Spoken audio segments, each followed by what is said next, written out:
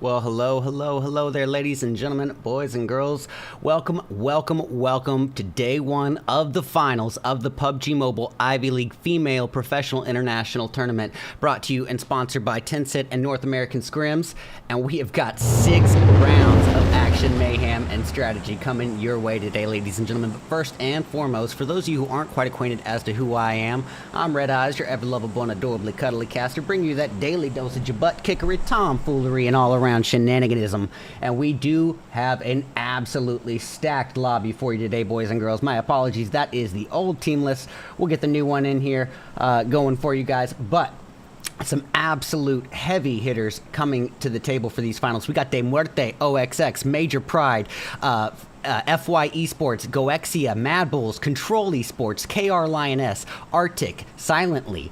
We got XNINE, The Witchers, Galactics, GTHESIS, HEARZ, DARKSIDEKNIGHT, and Tres Ranchos. So I'm expecting nothing but action right off the bat. And already you can tell we are kicking things off with the very first map ever introduced to the game. I am, of course, speaking about Erangel. Now, what do we need to say about a map like Erangel?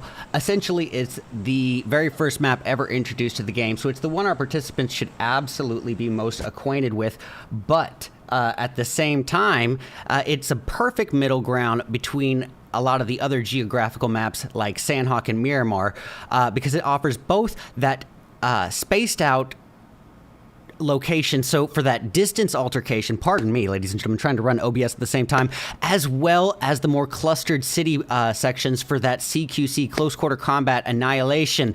But that does not mean that you can just simply take your eyes off your distant surroundings. You could have enemies off in the distance. It's very sniper intensive as well. Maybe not so much as Miramar, but certainly not to be ruled out. And already we are seeing the lay of the land here. It does not look to be the most ideal flight path, but we are seeing some people already dropping close to each other. It's going to be members of KR and the opposition in It looks to be Team 15. Yes, it is. It's going to be GTHESIS close by. So tell you what we're going to do to start things off, ladies and gentlemen. We're going to get a little bit of both sides of the perspective. And just allow me this one moment to keep eyes here. Yep, we are seeing something. It looks like members of GTHESIS have already lost their first participant. It looks like J888. Little too far from the team and maybe not able to acquire the resources necessary as to be the tail of an early game PUBG Mobile drop. Getting that initial loot can be absolutely crucial in the first few seconds. But I don't think we're going to have enough time to really linger around. It looks like we have a lot of potential altercations brewing here. Even down in the southwest region, I can see members of HEARZ not far off from their opponents in what looks to be the Witchers. Yeah. So we're going to get just a little bit zoomed in, make sure we're not missing anything. Yeah, as you can see, they are very close by one another, with Steve's at the forefront of this with that S18 5-round shotgun, with just one house separating her from her opposition, Malik.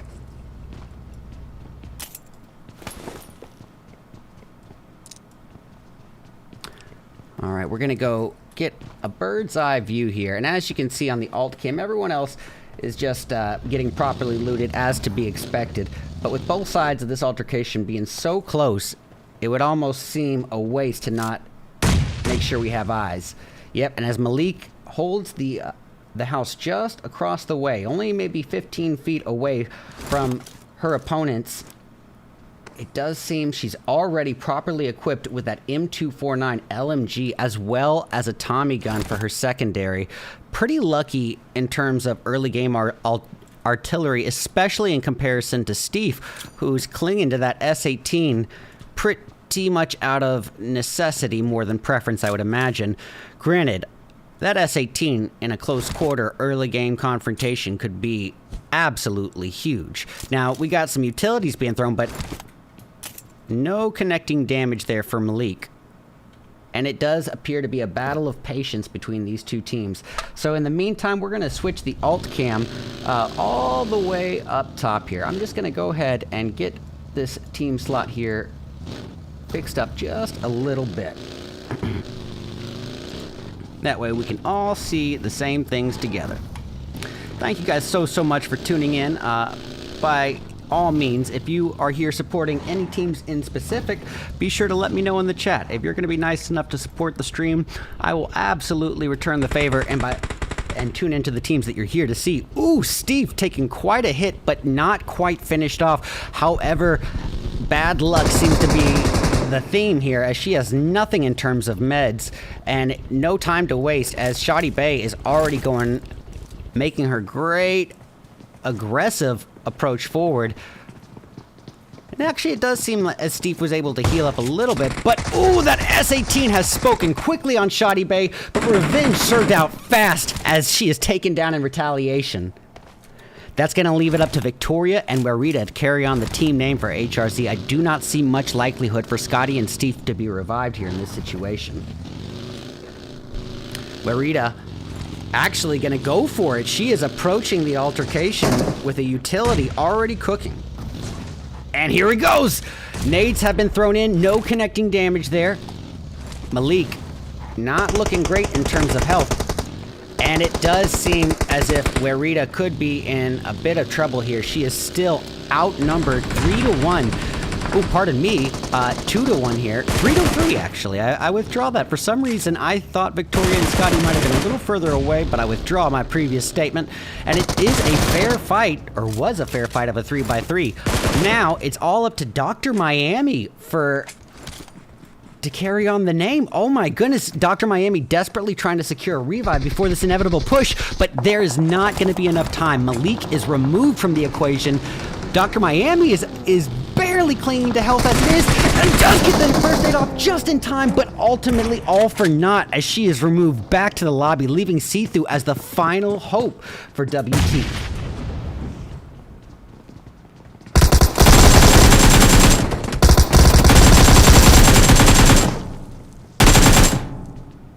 Oh my goodness, with the tensions building here. You know, she is just holding her breath in this situation. Not trying to draw any unnecessary attention. And honestly, at this stage, as it is so early on in the match, if you are a member, or the final member of the Witchers here, Sethu, your best bet of getting the least amount of detriment from match 1 would be to try to find a way to evacuate this situation, if at all possible. That's probably slim chances, but at this point she is facing a 3-to-1 push, and ultimately Victoria gets her through the window way. It's a tough takedown, but it be like that sometimes. All right, well, just like that, HRZ has acquired their first 4 elims, and it didn't come without paying a price. They did lose 1 member in the process, but I think it's safe to say that 1 teammate as a trade for 4 elims is not a bad trade per se. Catching eyes once again, we've got members of Major Pride here, not far off from their opponents in DARKSIDEKNIGHTS. See if I can just get these. Yeah, there we go. All right, I have my slot list here. We are good to go in terms of that. And let me go ahead and get this on the board for everybody. And look at this, Bazumi not going to draw any unnecessary attention.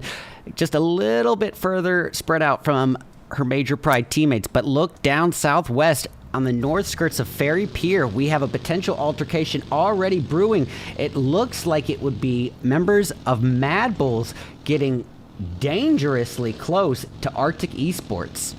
And I'm going to go ahead and swap out this slot list, ladies and gentlemen. I am aware. Do not worry. We'll be getting that fixed up for you in no time.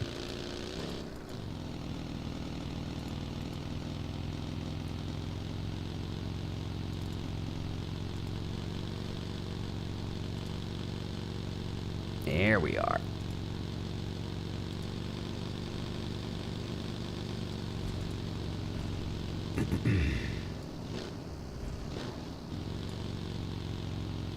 Oh, I was looking for it. It's right here. There we have it.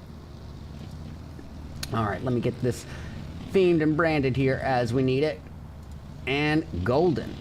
Okay, so this altercation between MADBULLS and the opposition in HEARZ Esports, it's only potential at this stage. And as you can see, Oh Daddy was doing a little bit of scouting, but it does look like she may unintentionally, potentially, who knows, whether or not she was aware of Scotty's location is unknown to me, but regardless, she did push alongside her teammates, and numbers count for quite a bit in PUBG Mobile.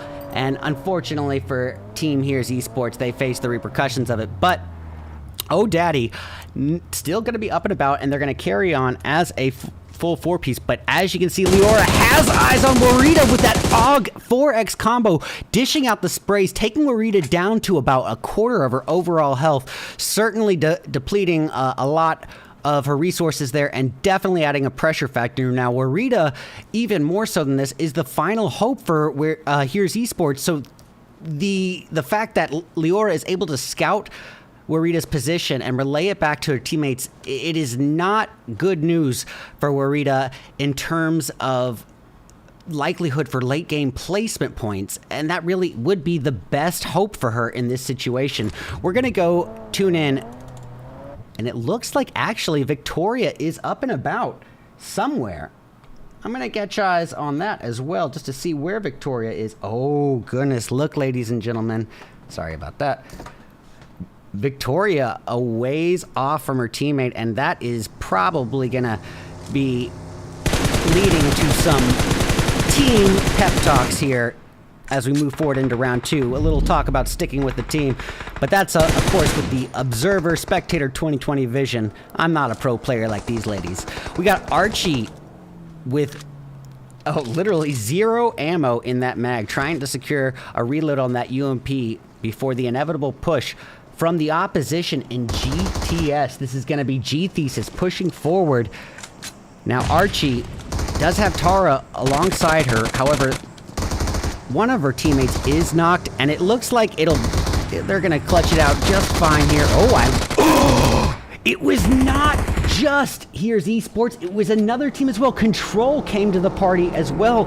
And unfortunately for Control, they lost control. And the victory in this altercation has to go to ARTIC Esports. And at this point, 4 elims, but only half of their starting lineup remains, so they're going to absolutely have to dial back on some of this aggression, not to necessarily a passive approach, but certainly a more reserved approach. If they want to acquire those late game placement points, they're going to need at least 8th place.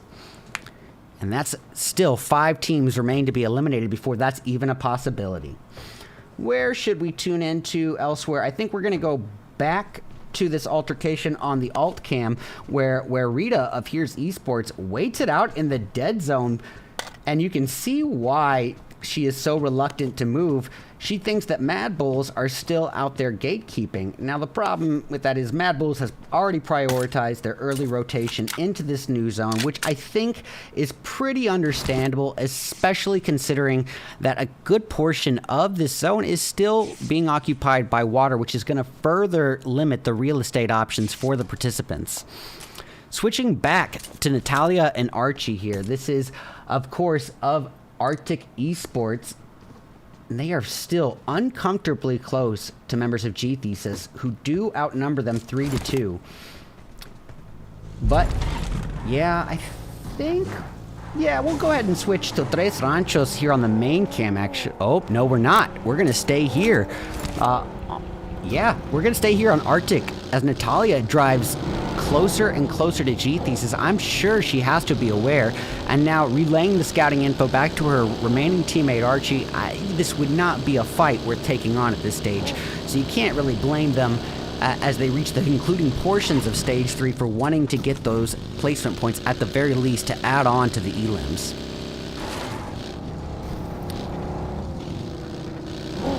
Yeah, I think what we're going to tune into for just a brief moment is Galactics. Now, this is a team that has performed at a pretty high, above par standard, especially in the semifinals. So I have a lot of high expectations for them as well. And as you can see on the alt cam, they are driving inbound into zone alongside members of, it looks to be GOEXIA, but it does seem as if we may have another altercation on the board. If so, I would imagine that it's going to be between members of Silently. Yes, it is. Pardon me. We're going to go ahead and switch right over. Members of Silently just across the way here from KR Lioness. And to add on to it, we've got a potential third-party altercation coming in. Yeah, it would be members of GOEXIA driving around the backside. It looks like Logica has been taken down. AOR has a member knocked as well. Lisa, who is now quickly thirsty to follow suit. Kitty trying to retaliate onto Cat Veins with a utility. Ironically enough, 2 cat-themed players. And it looks like a kill steal might even be in the works. Yes, it is. Just like that. Members of Silently have their knocked member taken back to the lobby in a third-party kill steal from GOEXIA Esports. Gotta give them credit. Alright, switching over to Logica here. On the alt cam, we have the opposition in AOR.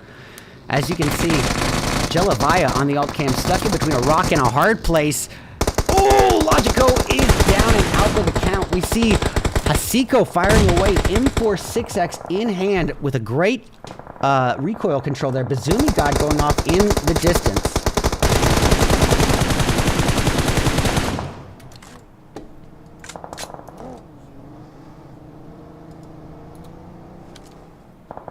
Alright, we're going to get our eyes on Hate Me. We got Hate Me here of KR Lioness on the alt cam, just dangerously close to multiple altercations. Same can be said for AOR's Gelavaya. As much as I want to switch away from Hasiko, yes, I think I'm going to need to. We have too many altercations on the board. Speaking of which, we're tuning in now to FY Esports in this utility battle against the opposition in De Muerte. De Muerte hasn't had a lot of screen time yet, so let's go and catch eyes on him. We got Matesha down, leaving it up to Melita and Kiss. Melita is able to secure the revive on her fallen teammate Matesha, bringing them back up to a 3-piece. But as I say that, Kiss is taking tons of damage and definitely in need of some meds here. Kitty very likely to cook up another utility or maybe prioritize some meds of her own. Kiss gonna try to kiss Kitty with a nade, falling a little bit off the mark there, but then the third-party shots, I shouldn't even say third-party, the back angle shots from the remainder of De Muerte are going to take out one of Kitty's 9 lives, and so that is going to leave things riding in the hands of 44K and Kid.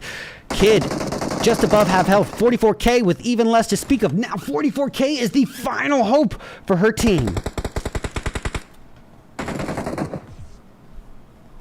Catching eyes on De Muerte on the alt cam here. As you can see, Matesha coming in from the off angle. Kiss at the forefront of this push, driving forward with the buggy in hand. 44K trying to lay low in the vehicle, but is ultimately spotted. And they said, yeah, it's a nice car scan, but you can go back to lobby now. All right, look at this bridge camp opportunity that the MADBULLS contest with GTHESIS for. Primary real estate is pinnacle in a PUBG Mobile Erangel endgame. We got both sides, almost had both sides of the altercation as GOEXIA faces off against MADBULLS. We got Taro on the alt cam coming forward, rushing pretty aggressively with a SCAR-L DBS combo in hand. 2 absolute CQC monsters, and that DBS has proven time and time again to have changed the nature of PUBG Mobile esports. Amaya picking up a utility here as we speak. Will it connect any damage? No, none so far, but ooh, retaliatory fire coming and taking Amaya down to almost no health. 15% of her health at best, trying desperately to secure the revive before the inevitable push from GOEXIA.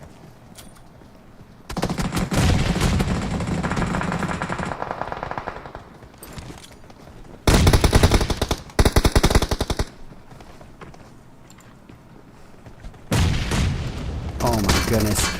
She is somehow able to catch Lioness unawares there. Amaya swallowing the damage all over again. One tap still up and about, needing to do some cover fire here so Amaya can get healed up. And that's exactly what she has in mind with that 53-round Bison clip M4 combo. Just emptying the bullets out. Rival is down, but the nade's gotta be good. It definitely takes out a huge chunk of one tap's health, reducing her down to about a third.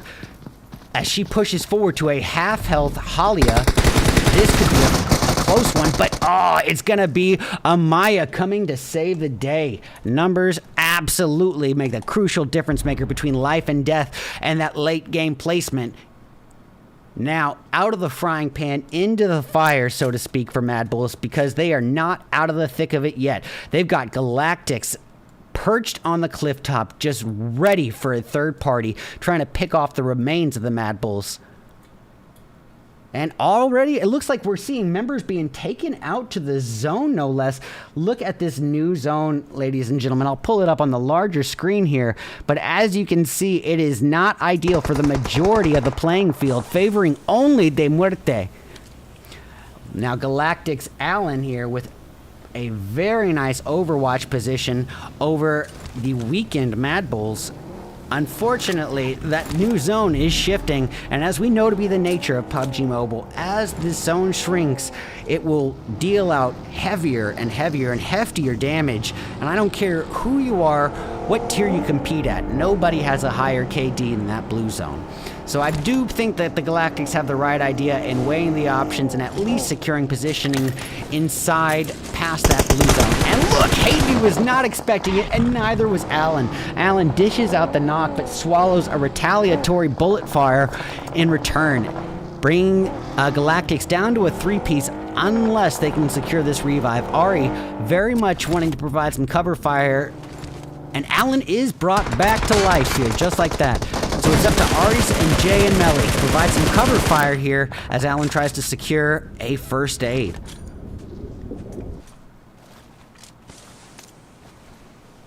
Oh my goodness, and Galactics just picking off the remainder of the opposition like fish in a barrel. The MADBULLS, bulls don't swim. One tap and Amaya are all that remain as they freestyle paddling forward towards safety, but Matesha says no, all for naught. Look at this. Matesha cooking up a utility. Is it going to land? Oh my goodness, that bounce shot almost hit. Melly trying to work her way in. Matesha with some hardcore parkour drops in like a cat, landing on her heels and wrecking into Galactics. Melly is down for the count, bringing Galactics down to a two-piece of Alan and Jay, unless the revive on Ari in the dead zone could happen, and it doesn't seem very likely to me. Alan is down now. Ladies and gentlemen, we are down to 3 teams spread across 10 people. It's Major Pride, De Muerte, and Galactics. Let's get it. We're going to go switch over on the main cam here to this standoff between Major Pride and De Muerte. We got Satanova here at the forefront of this push with that AK-47 7.62 AR in hand, ready to dish out an onslaught of bullets. Satanova cooking up a utility, trying to get that easy prelim knock, and look at it! Militia of De Muerte is taken down. And this is going to be huge. De Muerte reduced now to a 2-piece. Major Pride stands now as the only full 4-person team. And ladies and gentlemen, I don't need to tell you this, but you cannot place enough emphasis on being a full 4-person team come in-game in an Erangel match, especially when cash is on the line. Now, if you're Galactics J, the final hope for your team and the only solo remaining on the playing field, your best bet is to lay low and let these 2 teams try to duke it out. Hope and pray that the attention is taken off of you. De Muerte is going to go ahead and drive on in, but look who's driving inwards as well. Saunders and Satanova of Major Pride.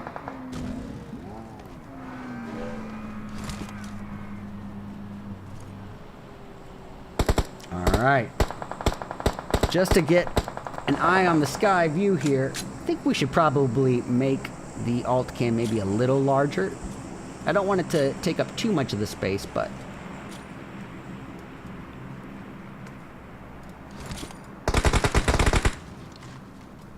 there we go.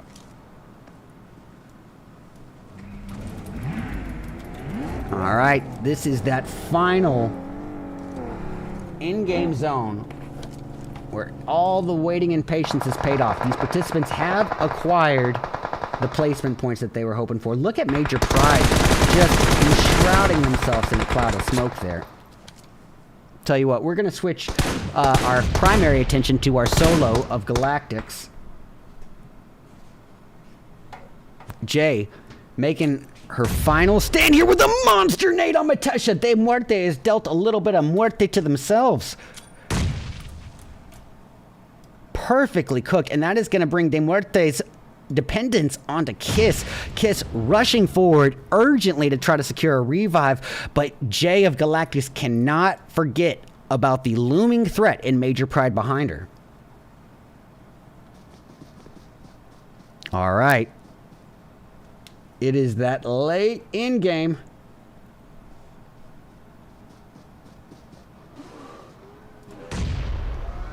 Oh my goodness. Here we go. Jay actually going to try to hold off in the dead zone. Let these 2 teams deal out the death to one another here and get those extra placement points just by surviving a few seconds longer. I think it's the right move for her at this point. Oh, Kiss almost got the kiss of death right then and there. It looks like a Major Pride member is down. It's all reliant upon Saunders. Saunders trying to finish off Kiss desperately before Kiss can get this final med off. But, ooh, is it going to be Kiss turning into a Roman candle after all? It is not. Kiss gets that first aid off just in the nick of time.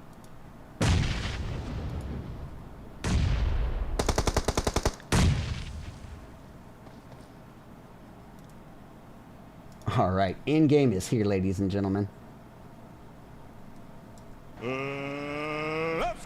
Look at that monster finish. Saunder, Major Pride with the perfect throw. Ladies and gentlemen, Martha Stewart herself could not have cooked a better nade. That was perfectly timed and almost expected, going off of ears and hearing alone. Eyes weren't necessary. And look at that. Just like that, Major Pride climbs in one match all the way up to a first place chicken dinner on the tip of their tongue finish with 12 elims. Ladies and gentlemen, to put that in perspective, that is 22 points earned in one match Very impressive start for Major Pride, and way to kick off the finals. Definitely going to be pitching into a confidence factor, confidence and momentum as they work their way into round 2. But be careful. Don't let that confidence border onto cockiness. De Muerte, give them credit. Ain't nothing wrong with silver. And especially when you have 8 elims to add on to it, that's a healthy 16-point gain in round 1 alone. Galactics doing what they do and making sure that they reach that end game. And thanks to Jay, they were able to climb all the way up to bronze, getting that 3rd place positioning and 5 elims to add into it. Well, ladies and gentlemen, we got plenty more rounds of action, mayhem, and strategy coming your way. Now, that's just the very first map of Erangel, but that's the map that our participants are supposed to be the most acquainted with, most familiarized, and built up the most synergy and rehearsed on. What's going to happen when we change up the geography a bit to destruction in the desert? I am, of course, speaking about the dry, arid region of Miramar as we return for round 2 of 6 of the PUBG Mobile Ivy League's Finals Day 1, brought to you and sponsored by Tencent and North American Scrims. Stick around, we'll be back soon.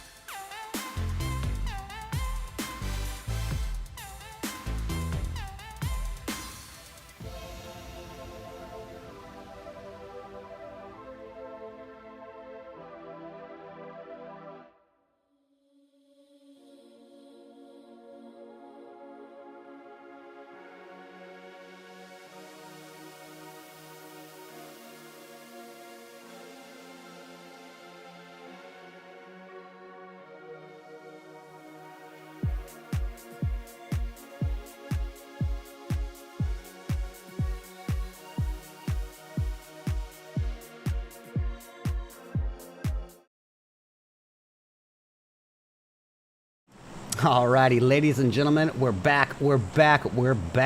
You already know it is round 2 of the PUBG Mobile Ivy League Female Professional International Women's Tournament. And day 1 of those finals, you already know things are kicking up.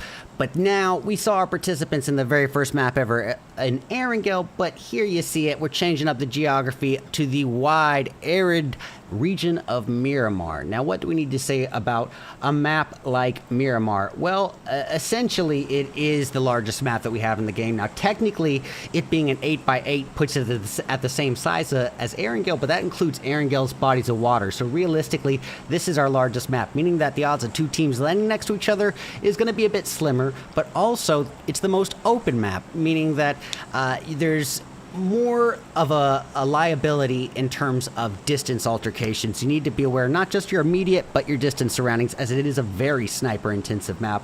And the third and final thing is, just due to its sheer size, the odds of our teams actually getting that early game confrontation being a bit slimmer could mean a more passive early game. But as you all know, to be my spiel, more passive early game only means a more action-packed and climactic mid or end game. But we are already seeing the Annihilators and De Muerte dropping alongside Here's Esports at the very start of the match on the southwestern portion of the southwestern portion of Valle del Mar.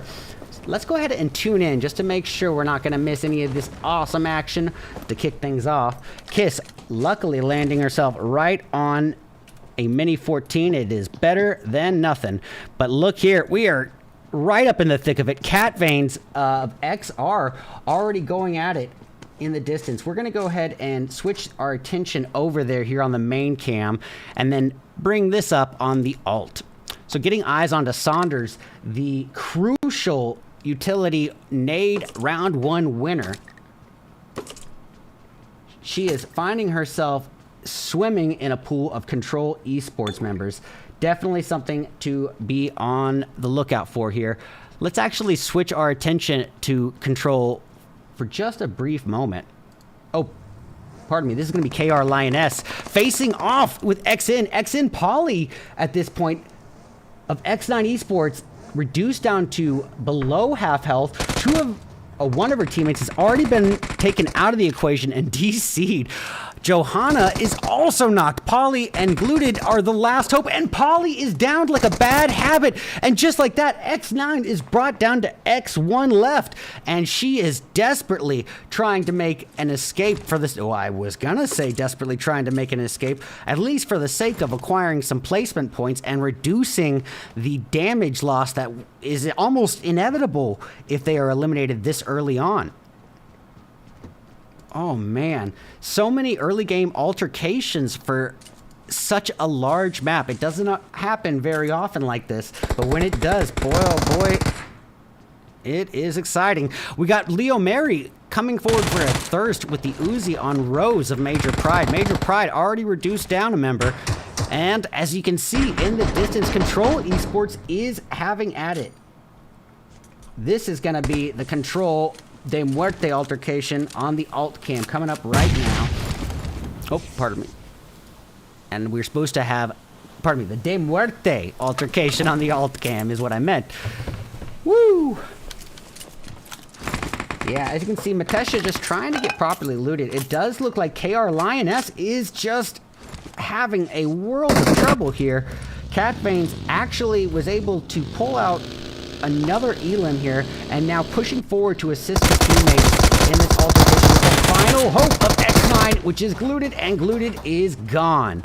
X9 suffering a unfortunate early game elimination. This is definitely going to change the nature of how they play in the remaining matches if they want any shot at getting their share of the $500 prize pool.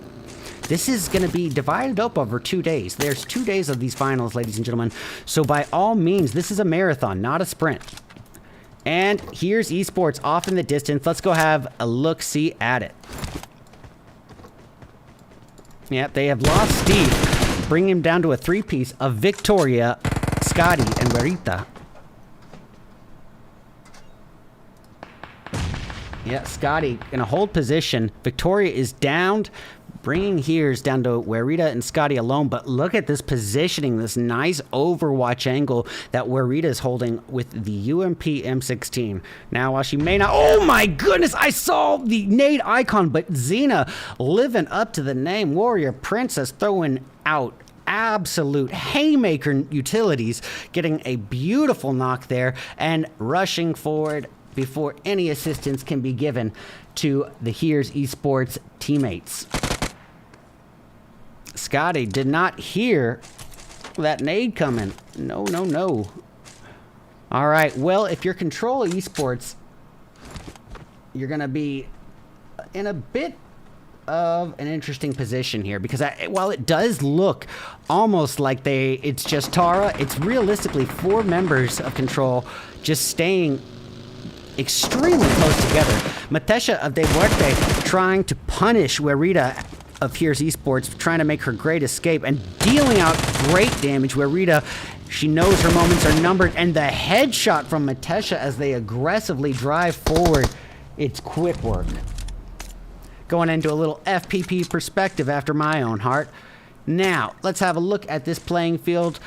Aside from this standoff between Major Pride and the northbound threat and Control that outnumbers them 4-2, there really is not much likelihood of an altercation at the moment. At least not that I can see. No, I've just checked the map again. This is the closest thing to an altercation that we have at the moment, so we're going to stick around here. But let's have a little brief moment of analysis while we're thinking about it. I have no idea what I'm going to say in this moment, per se, but let's just have a look-see.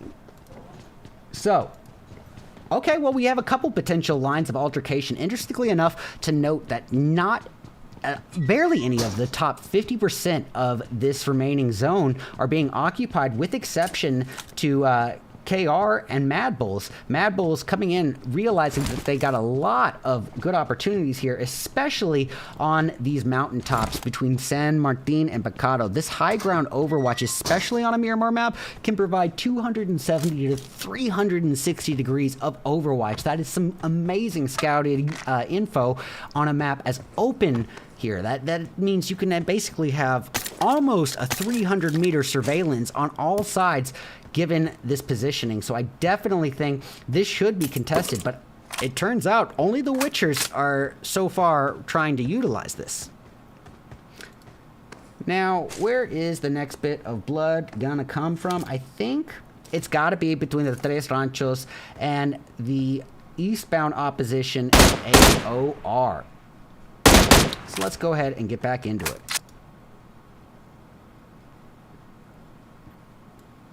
If you're just now tuning in, ladies and gentlemen, this is round 2 of 6 of the PUBG Mobile Ivy League Finals Day 1, brought to you and sponsored by Tencent and North American Scrims.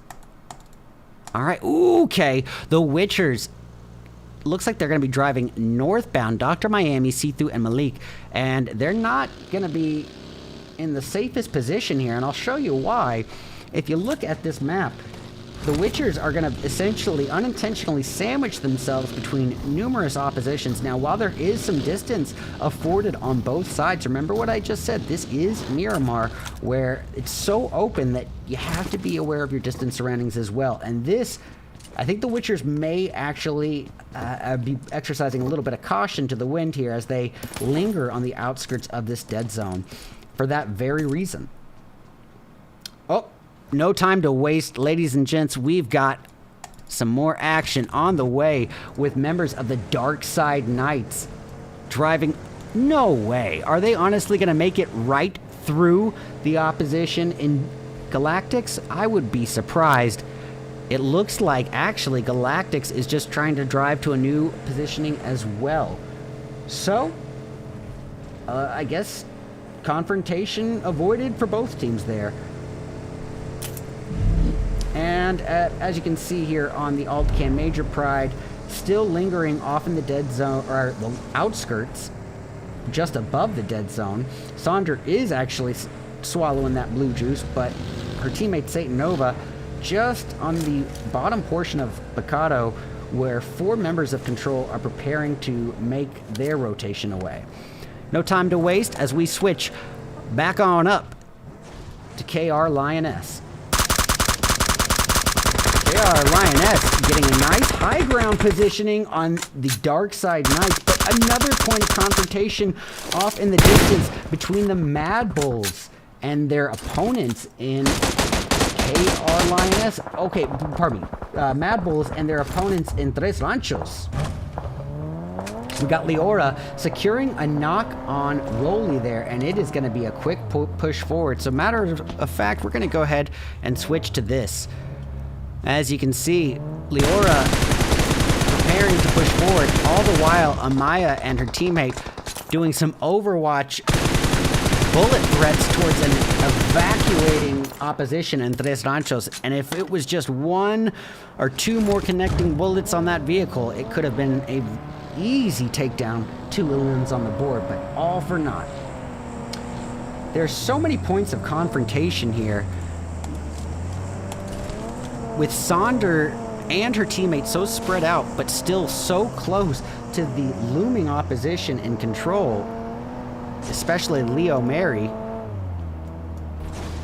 Time is of the essence. The new zone is shifted, and there's fewer real estate options already, and you can see a huge cluster forming on the western geographical high ground. Remember what I was saying about that potential opportunity for a serious Overwatch advantage? Well, it looks like Tres Ranchos, GOEXIA, MADBULLS, De Muerte, they all may have a little similar idea here. Checking in on De Muerte's Oh Daddy, thoroughly equipped with a AUG. Oh my goodness. Okay, finding yourself entirely reliant upon 5.56, probably not the ideal sniper to be utilizing here, but AOR facing off as we speak against the Witchers. It does look like Sethu has been taken down, bringing the Witchers down to a 2-piece of Dr. Miami and Malik. Dr. Miami trying to enshroud her fallen teammate in a cloud of smoke, give her what bits of cover are possible here before this inevitable push from Galavaya of Silently. Okay, I'm realizing AOR is not Silently here. I was wondering what was happening with that. Okay, so we've got positioning here with Lisa keeping the pressure. Yeah, it looks like Malik and Dr. Miami probably have the right idea in hanging back now that they find themselves in a position outnumbered and with plenty of teams remaining on the playing field. They're wanting to, at the very least, even if they're not able to acquire those elim points, to at least get something in terms of placement so as to not rule them out so early on. We have 12 matches to cover over these 2 days, and this is only match 2 of 12. So this is a marathon, not a sprint. Lisa keeping the pressure. Got a lot of potential altercations brewing up here. It is very surprising to see this much confrontation in these first entry 2 stages of the game. Oh my goodness, what a shot by Melita, getting 911 down. Beautiful spray with an M4 hollow on a moving opposition in GTHESIS, and it is quick work as 911 and Xena just gang work on the opposition in GTHESIS. You almost feel bad for them. Well, that's going to bring GTHESIS down to a 3-piece of J8, 222, and 649. As you can see, J8 trying to reunite with the remaining 2 teammates here, and will she get there in time? Ooh, no time to wait and find out, as GOEXIA is squaring off against numerous teams, being shot from the south by members of MADBULLS. All the while, there's a looming threat in front of them in the shape and form of Tres Ranchos.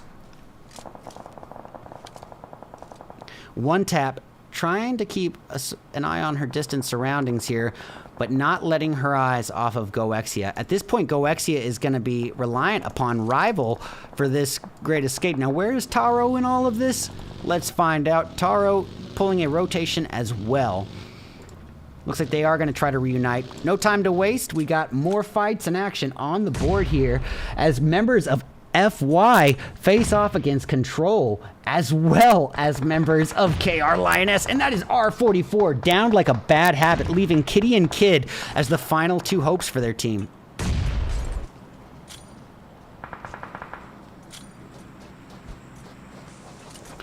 Oh my goodness, that Cat Veins and the Kid, I'm just telling you, this is the second time Cat Veins and Kitty have squared off in 2 matches. And, you know, they both have 9 lives, but it had to be one of them. And Cat Veins says it's going to be Kitty. All right, tuning over to Lady Tara Virgo. Who is the one being fired at? It's Leo Mary.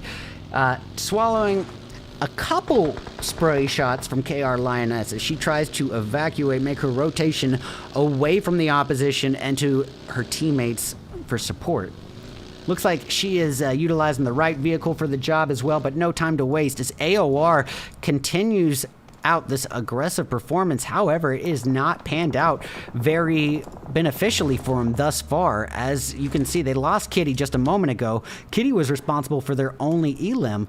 And Gelovaya, as I speak about it, I cast or curse him. Gelovaya taken down, leaving AOR down to Anissa and Lisa. Anissa driving into the blue zone and away from what she thinks is away from the confrontation, but only taking her closer to the opposition in De Muerte. All the while, there are shots being fired off on the alt cam between MADBULLS and the low ground holders in GTS.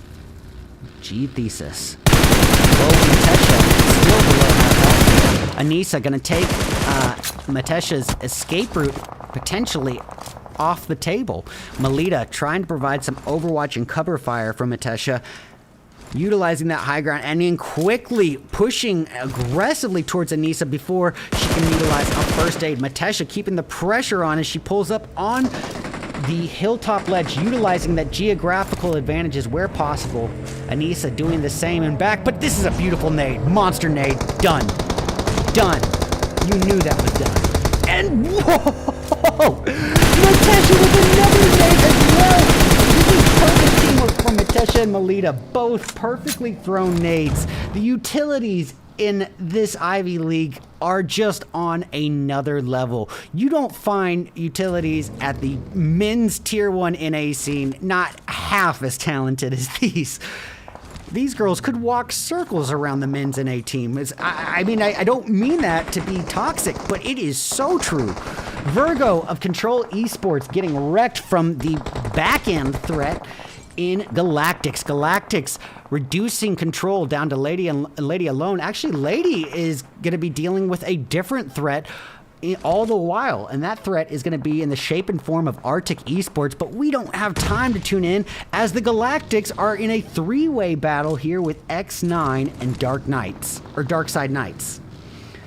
Keep in mind, Galactics still a full 4-piece, only 1 kill to their name, but they like to utilize that in-game performance, that in-game aggression, get those elims towards the ladder and after the placement is acquired. Well, looks like Archie of ARTIC Esports still going off in the distance. Archie responsible for one of the team's 2 elims and sticking some much needed revives before this inevitable push from the opponents in Galactics. Will Galactics continue to pursue this? Yet to be seen. Leads me to wonder, where's the next bit of confrontation going to be? There's so many potential points of altercation here. I think we're going to get the alt cam up on AOR's final hope, Lisa. Lisa just across the way from members of DARKSIDEKNIGHT.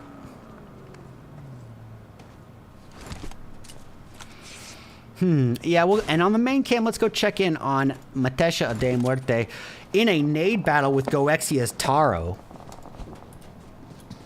Nades have been thrown, no significant connecting damage. Taro took a little hit, but another one to correct. Will it be enough? No, underthrown, a little further off from the mark, and Matesha is going to say, all right, well, I am ready to rotate potentially, or mayhaps she is just securing this vehicle. But wow, the nades from Dr. Miami just wrecked into Logica and Melita. 2 birds, 1 stone. These nades are absolutely insane. All right, no time to waste. Major pride now in the thick of it. It's all reliant upon Sonder. But if match 1 taught us anything, is that you cannot rule Sonder out even as a solo. Sonder, responsible for the team's final performance in round 1, getting that chicken dinner gold medal first place finish. Can she do it again? Cooking up a nade for Galactics J. Not quite hitting the mark the first time, but corrects it for the second, and boom goes the dynamite, all too literally. Sonder now bringing the team up to 4 elims, and once again, the final hope for the team only needs to stay alive for at least 2 more team eliminations to get some placement points on the board. Can she do it, as she is being actually kind of enclosed upon on 2 different angles? She is the deli meat in a peanut butter and trouble sandwich, and MADBULLS and ARTIC ESPORTS are the bread. We got 1 tap here, getting the high ground with eyes on Sonder, and it's going to be a trade of utilities, but shots on 1 tap in the third party from ARTIC ESPORTS. Remember what I said, you gotta be aware of not just your immediate surroundings, but your distant surroundings as well. And ARTIC enjoyed a nice, easy, unaware third party on 1 tap here. And look, Sonder coming for a kill steal, and nicely done. Get that easy elim when it's just presented to you on a platter. All right, we are down to our final 8 teams. They have acquired the placement points, but now every single moment matters. Every team that's eliminated is more beneficial. It's more placement points for the remaining teams. So if you are Sonder, maybe the best bet would be to lay low and hold some reservation. Maybe sneak in those third-party elim steal opportunities when you can, but not being too attention drawing. As I say that, Sonder gets another elim, and yep, just like that, taken out. What is going on here? Looks like we're having a couple of issues, ladies and gentlemen. I'm not really sure what is going on with that. Oh, I see. Okay. DARKSIDEKNIGHT at this point down to Zombie and Zombie alone. Oh no, we just saw in the alt cam 2 members of ARTIC ESPORTS taken out as one tried to go carry her fallen teammate into the new safe zone and was ultimately knocked in the process, as well as the knock member being thirsted. It's 2 easy elims right there. Dr. Miami cooking up a utility, aimed in at Zombie. Zombie retaliates with that UMP, and Dr. Miami comes in with a clutch. All right, ladies and gentlemen, it's that final in-game here for round 2. Let's get it. Let's get ready to rumble! Now, the only 2 teams so far to have acquired a position in this new safe zone are going to be members of GTHESIS and MADBULLS. GTHESIS, I think, may be unintentionally thinking that their opponents in Tres Ranchos might be closer. It looks like 222 is cooking up a utility when no one is in throwing range there. We have 11 people spread across 5 teams, ladies and gentlemen, and here it is. Everyone on the playing field is in view. Some distant shots. I do like seeing this spread here between ARTIC, Archie, and 77. I think it is probably for the best at this point. They aren't likely to be able to revive each other from this point, but I don't think they would at a knock situation regardless. Take, for instance, Riza. Her teammate just got taken down, and she herself just barely clinging to life as she fires away from the dead zone in a little toxic performance of her own. She knows she's not coming out of this alive, but she's going to try to take someone with her in the process. Ultimately, she is taken down to that million KD blue zone. MADBULLS is Daddy cooking up some nades of her own, aimed outward at ARTIC 77K, and what a monster nade it was.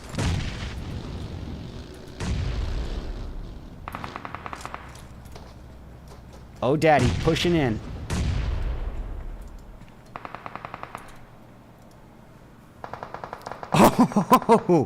Oh no. Oh no. Well, Mad Daddy is down for the count, leaving it up to Leora and Amaya. Leora pushing forward, vehicle at the ready in case of some needed last-minute cover, those vehicles can be the absolute difference maker in between life and death in a late-stage Miramar match when building cover is few and far between and geographical cover is not afforded to you. That vehicle could be the only thing standing in your way and a hailstorm of bullets. Well, look here. We are down to our final 3 teams across 7 players here. We got MADBULLS, GTHESIS, and the Witchers.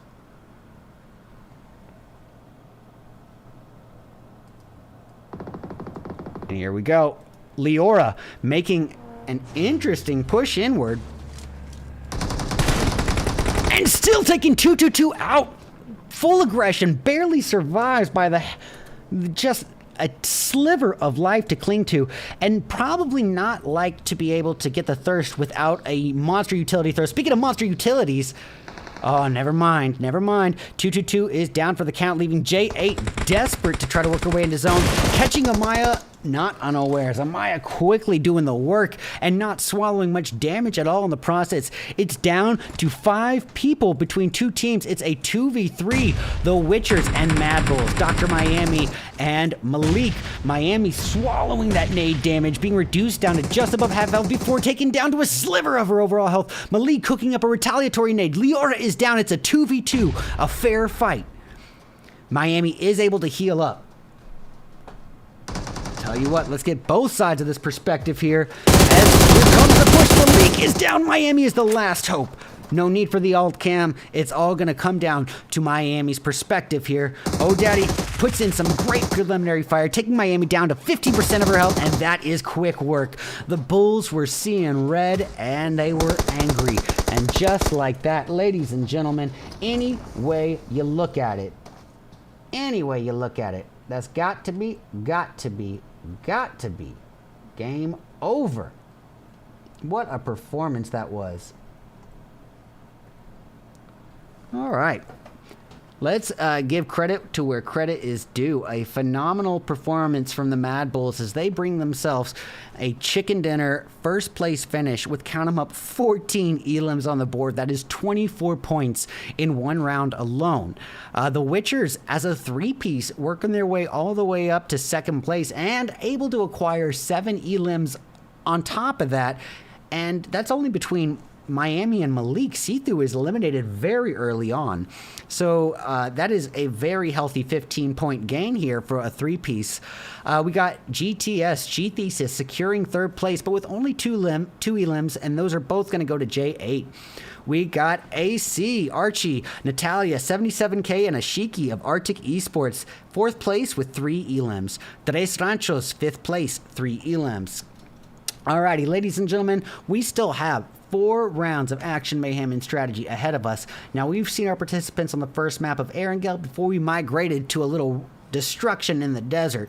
But now, for the last change up in geography before we circle back for our do-overs, y'all already know what time it is. A little rumble in the jungle. We close in on a more condensed map. I am, of course, speaking of Sanhok as we return for round 3 of 6 of the PUBG Mobile Ivy League Finals, Day 1, brought to you and sponsored by Tencent and North American Scrims in just a few short moments. Stick around, we'll be back soon.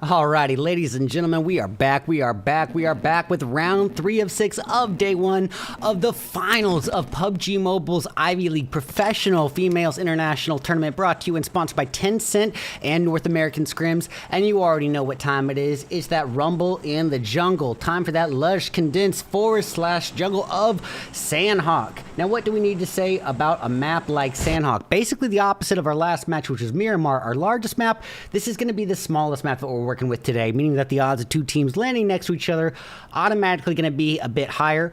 But as I said, it's the most lush in vegetation, meaning it's the most condensed map. There's more natural cover to take, more grass to hide inside, trees and boulders to hide behind. So you need to be alert of not just your geographical points of cover, but also the congested cities. There's so many buildings to choose from as well. And that means that you could basically have snakes and campers at any point within meters of you without knowing. At any point, you can basically go prone and at least have some high grass cover. But look here, it looks like the outskirts of, of Ruin's going to be contested between Major Pride and the opposition here in, realize that we're on this one. Major Pride and their opposition in ARTIC ESPORTS. And then this could be real interesting because these are two very high-performing teams here. Getting eyes on Ashiki. Oh, it looks like we also had something on the alt cam. Yeah, on our main camera here, as we just saw, DARKSIDEKNIGHT having at it with members of Team 5 here. And I believe this is FY, but I don't see... Yeah, it's got to be a different tag here. One second, you guys.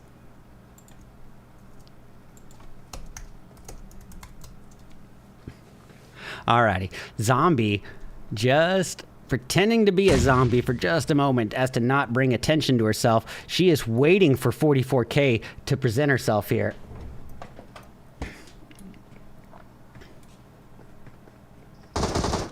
All right, a couple shots put outward. Not a lot of connecting damage there. Gonna go ahead and bring up the alt cam where Major Pride still is in very close proximity to the opposition in ARTIC, especially in terms of Rose and Sonder. And now we've seen Sonder just perform at an absolutely another level with some of those utilities, especially under in-game pressure. So I'm very curious to tune into that. But Zombie pushing forward with that DBS. It looks like Geo is able to get the takedown on 44K. Zombie with no health, but a DBS only needs one shot at that close proximity. And to add insult to injury, the shots on the crate. Well, we are not going to waste time. Let's go tune into this Major Pride ARTIC altercation, where ARTIC has already lost a member, being reduced down to a three-piece of Archie, Ashiki, and 77K. And it looks like actually only Archie is in the immediate vicinity to be worried about Major Pride. And the reason I say that is 77K technically could be in the line of fire. Same could for Ashiki, but just the odds of that, given the congestive nature of Sanhok, I don't think it likely to be able to catch that line of sight from ruins through all the trees, all the elevated hills and divots, and then also the bridge pillars regardless. Well, it's potential, actually. There's a potential chance. ARTIC, it looks like, has decided to pull a bridge camp position on both sides, potentially. Ashiki is actually going to work her way up into the bridge. Now, MADBULLS getting a nice high ground over HEARZ ESPORTS and making quick work of it. All the while, GTHESIS having at it in the distance. They're going to catch eyes on GTHESIS on the alt cam.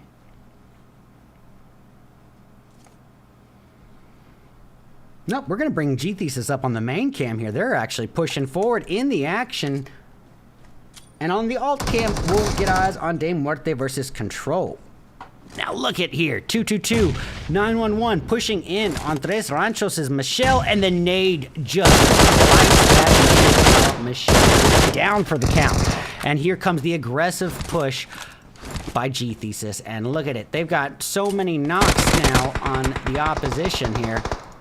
It's really going to be down to one Rancho remaining, and that's going to be Riza. Riza is able to get the revive on her fallen teammate Rolly, bringing them back up to a two-piece where they are still outnumbered 3-2 here, I believe. Nope, 4-2. And on the alt cam, Matesha de Muerte aggressively pushing forward to the remnants of Control, where Lady is already at half health. Tara holding the back Overwatch position. Matesha trying to get a nice angle of high ground, as you can see. UMP QBZ combo, and she does catch eyes on Lady. It's a quick takedown. Here on the main feed, Riza with a DBS on the stair top, being shot down to extremely low health, just thanking her lucky stars that she's alive. But oof, J8 putting off a takedown in the distance. Rolly and Riza holding off GTHESIS right here and now. It's going to be a battle between a UMP and a DBS. All the while, Control Esports' Tara getting pushed on here on the alt cam. As you can see, outnumbered 2-1 as Matesha and Kiss come in. Tara readily equipped with that AK-47, firing out only. She dished out a lot of damage, but not enough for the takedown, and what she started, Kiss finished. Just like that, Control has acquired their first, or pardon me, MUERTE have acquired their first 4 elims. Control sent out of the game. And that is going to be a tough hit, though, for MUERTE, as they literally have been reduced down to half of their starting lineup. No time to waste, though. We got so many altercations on the board, silently still squaring off with KR Lioness, and as I say it, the caster curse. If you didn't believe it before, I bet you do now. AOR looking like they are going to be swallowing a little bit of pride there and going to be having to rethink their strategy here as they move forward to the latter half of day 1 of finals. Looks like the MADBULLS and MADBULLS and the opposition in HEARZ ESPORTS potentially going to prepare for an altercation. where we did just see an elim on the field. Yeah, here we go. It's the last Rancho Roly being eliminated by GTHESIS J8. Now, no doubt that noise and commotion has certainly brought on the attention of the low-bound threat in GOEXIA. And as you can see, 2 members of GOEXIA are pushing the bridge right now. So I think I am going to tune in to the remnants of GTHESIS, which at this point is actually, pardon me, no remnants. They are a full 4-piece, just a extremely solidified unit, staying so close together that I thought it was almost a solo. MADBULLS getting takedowns left and right in the distance. They got 2 elims on the board. Not a single member has swallowed a lick of damage. And look here, 1 tap at the forefront of this push on HEARZ Esports, while Leora holds the overwatch and scouting positions. This is strategy in full form. Look at this, ladies and gentlemen. Look at the spread that MADBULLS is implementing here. Surrounding a 2-piece of HEARZ Esports is Scotty and MUERTE on multiple angles and just applying numerous angles of pressure. Leora almost swallowed a nade right there. Scotty actually did take some damage from it, and Scotty is down. Scotty doesn't know that MUERTE and me getting claps in Sanhok. MUERTE is the final hope here. Oh! Well, Oh Daddy sent down for the count, but not really, because Leora, Amaya, and 1 tap are the perfect teammates for the job, coming in and providing that coverage, making sure their teammate was not thirsted, catching eyes on Galactics. They are in fairly close proximity to members of KR Lioness. Now, as you see here, this is an interesting topic for conversation. KR Lioness Hasiko holding the geographical high ground, while members of Galactics like Melly holding the compound cover of the low ground. Well, Hasiko isn't going to wait for it. She is pushing aggressively forward here, and yup, the drop shot with the AK-47, the 7.62 ammo does not forgive. Cat Veins off in the distance with a 4X M4, trying to dish out an onslaught of bullets, but actually swallowing quite a bit of damage and not getting a single hit on Ari. Tell you what, on the alt cam, we'll pull up the opposition's perspective. Ari still holding position. Galactics with 0 elims on the board so far. Cat Veins gonna try to cover her route towards the Galactics, while Logica here off in the north end being a sneaky Michael Phelps, a water snake, may even end up catching members of Galactics off guard. I'm going to switch over to Logica's perspective here on the alt cam. All right, Cat Veins on the forefront, cooking up a molly, while Logica coming in from the side. They are timing this up with each other. Oh, well, I want to stay here, but there's too much happening on the board right now, ladies and gentlemen. We have multiple points of confrontation. So we're going to go tune into the DARKSIDEKNIGHTS. If they are still alive, I take that back. DARKSIDEKNIGHTS, they are out of the equation, just sent back to lobby. And we are hearing shots being put outward from who? It looked like every member of Galactics was preparing a utility throw. All right, hate me with a DBS. A DBS will make someone hate you. That is the close quarter combat annihilator. No forgiveness with a DBS. 1 shot can be all it takes, even with no health. Ari with a beautiful... oh, pardon me. Ari being taken down here by KR Lioness, and here comes Hate Me at the forefront of this push. DBS in hand, and Jay with a DBS of her own. And all for naught. Hate Me not wasting a single bullet. Goodness.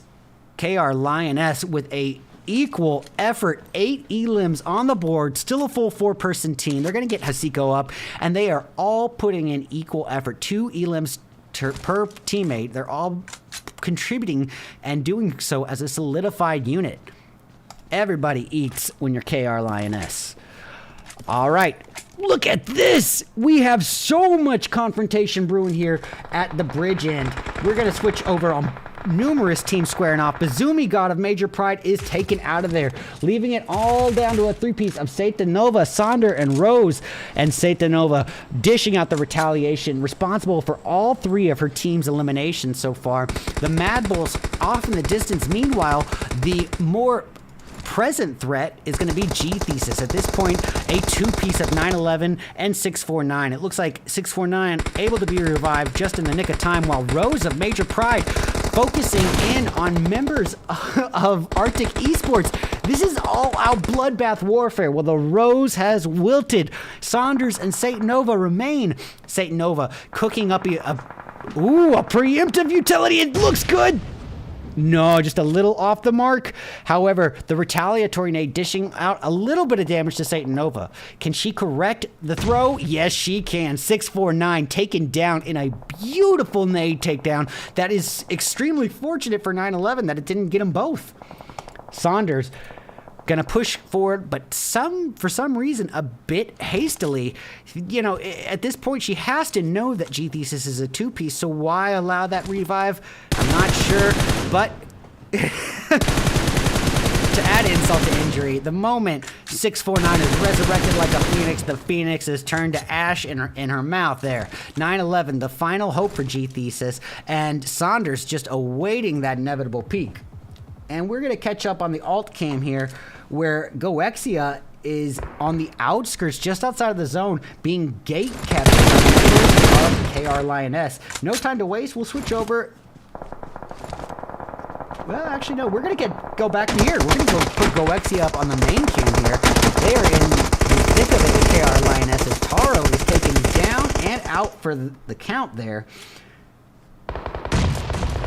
Yeah, Rival and Anna, all that remain in this 2v4 here. You got both sides of the perspective. Ooh, the Witchers and De Muerte off in the distance. Tell you what, De Muerte is out of the equation just like that. A lot of the heaviest performing teams. Look at the nade sending Anna down to the prone zone. That candle is burning bright, leaving Rival as the final hope for GOEXIA. And once again, Rival away from her teammates. I believe this is 2 out of 3 matches that we've seen this, and I'm guessing at this point it has to be a part of the strategy, not putting all their coins in the back pocket, meaning that if Anna was going to be taken out, at least Rival wasn't going to be taken out in the same spray. They want to ensure the maximum likelihood for most possible placement points if they're not able to acquire those elims. And as a solo, how many elims can Rival hope for aside from some maybe third-party kill steals without drawing too much unnecessary attention? Well, Saunders, a Major Pride, wasting no time here, getting a takedown off in the distance and maybe have been her first elim. And look at this, Satanova, responsible for 5 of the team's 6 elims here, putting out a hailstorm of UMP shots with that Satanova just jumping around, hopping like a rabbit every which way, utilizing geographical cover when it's afforded to her, keeping herself out of a direct line of sight of the Witches, trying to provide overwatch cover fire, but the third party from KR Lioness. Well, if ever there was an environment for a lion to thrive in, it would be the jungle. Shoddy Bay and Dr. Miami remain up against a full 4-piece of Major Pride members, but not a lot of time here. And it looks like Major Pride, there's actually a little bit more space here than I expected there to be. There's only 18 members alive spread across 7 teams here. Well, that zone has shrunk. Everything I said about the zone beforehand, not applicable anymore. Gluted just swallowing a hailstorm of bullets. That is a double serving of it. Polly and Pia in charge of overwatch and cover fire, while Johanna is got to be revived. And they can't forget about the high ground holders of Major Pride, or on the other side, the distance holders in ARTIC Esports. Rose utilizing a little cover here. Look at this. Look at this perspective glitch. Well, a Bugatti in the jungle, you don't see it every day. All right, the new zone has spoken. We don't have time to waste. GOEXIA's rival, the final hope for her team, being swarmed on by KR Lioness like mosquitoes in a North Carolina summer. The utilities have been thrown. Rival accidentally going into the passenger seat there, trying to utilize the boulder cover to stick a first aid, but you know a nade's going to be thrown soon. She is able to get that first aid off in the nick of time here. Looks like KR Lioness, Logica and Cat Veins getting the side angle, and Rival is not ready. That blue zone just swallowing major loads of damage, all the while the Witchers and Major Pride facing off in the distance. It looks like Dr. Miami was the last hope and out of for the count. Major Pride now up to 7 elims on the board, and still 3 out of 4 members. Scratch that caster curse, down to 2 out of 4 members as Rose is downed. Looks like revives are on the table here. Cat Veins trying to catch members of MADBULLS off guard. And it looks like Hate Me of the Lionesses is down. Cat Veins falling back. Yeah, Hate Me is back up and about. Look at this. Are these shots for MADBULLS? Yes, they are.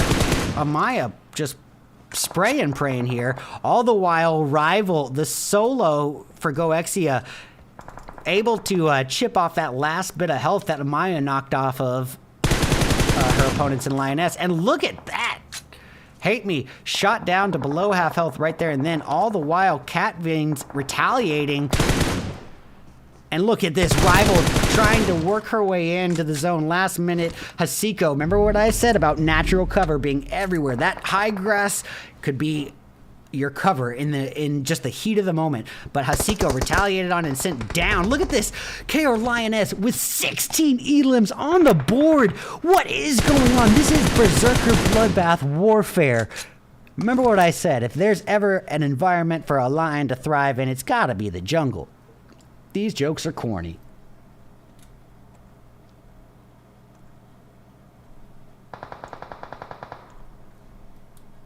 Okay. 3 teams remain here. Who is out in the dead zone? It's Satan Nova or Major Pride. And look at this, the old-fashioned heel strat, ladies and gentlemen. You don't see it as often in these events, but it is a staple point of the first 5 years, essentially, of PUBG Mobile Esports. It is a frustrating tactic for the viewers, but to argue against its effectiveness, especially in the previous scoring system where placement was even more heavily valued, yeah, this is gonna absolutely, you know, it make a difference. It already brought her up to the 2nd place positioning. Those extra 2 placement points is the same as 2 wins just by surviving a little longer. But shooting outside of the safe zone was basically asking for trouble, and she didn't have a lot of options to begin with in that situation. But ladies and gentlemen, any way you look at it, that's got to be game over. And what a performance it was as the MADBULLS see in red again. This time, I believe it's another victory for them. I believe this is their 2nd victory, but I'll have to double check on that. But get this. 1st place, chicken dinner on the tip of their tongue, gold medal finish with 7 elims on the board, 17 points for round 3. Major Pride, another phenomenal performer today. 2nd place, ain't nothing wrong with silver, especially when you got 8 elims to add to it. That is a nice, healthy 16-point game. And the Lioness, the talk of the town for round 3. What a absolute slaughterhouse they turned match 3 into as they take bronze 3rd place here and do so with, count them up, 17 elims. That is ridiculous numbers. Literally more points gained than the MADBULLS had with 7 elims in a 1st place finish. These girls put up 6 additional points and only got 3rd place. That means it was Berserker Warfare. Well, those are all the different maps that we're going to cover, and now it's time to circle back. Ladies and gentlemen, we still have 3 more rounds, half of the matches for the day left ahead of us. Plenty of action to come in the PUBG Mobile Ivy League Finals Day 1, brought to you and sponsored by Tencent and North American Scrims. We'll be back at you in just a few short moments.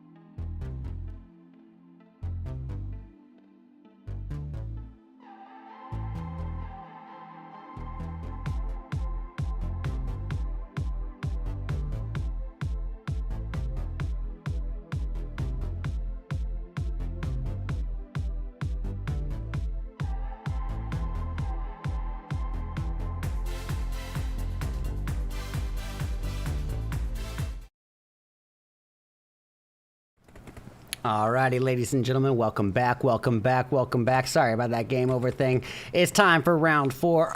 We have seen all the different types of the maps that we're going to be working with, and now it's time to go do our do-over. It's time for another destruction in the desert, but first things first, let's go over the scores as they currently stand. So MADBULLS putting up such a performance with an 8-point lead over Major Pride, who's standing strong at second place with 42.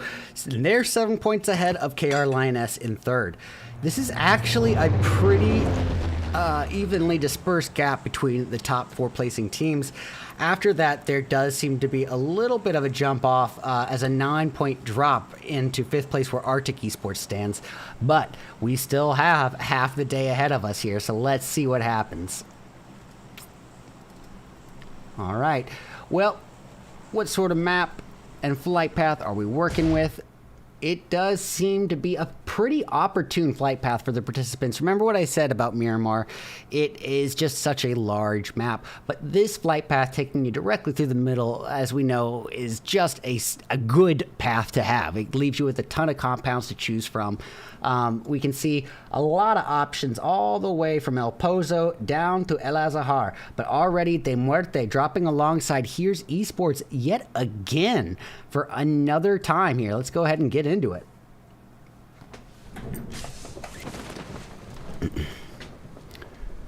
And let's see, elsewhere on the map, what sort of spread do we have? It looks like members of Silently going to be dropping alongside MADBULLS potentially, and off to their east we see members of XNINE. XNINE suffering such a heavy hit early on today.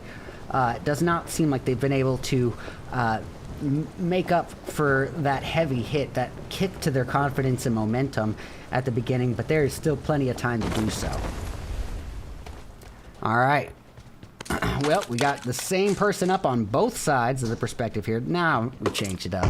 De Muerte and HEARZ Esports. It looks like, actually, like Steve is already putting some shots out here. M16 in hand, but no vest to speak of. Never mind, I withdraw my statement. But her opponent, Anonymous, just across the street in the building across with a UMP-45. I feel like that might add a bit more intimidation than the M16, but realistically from this distance, the M16 would implement a little bit more damage.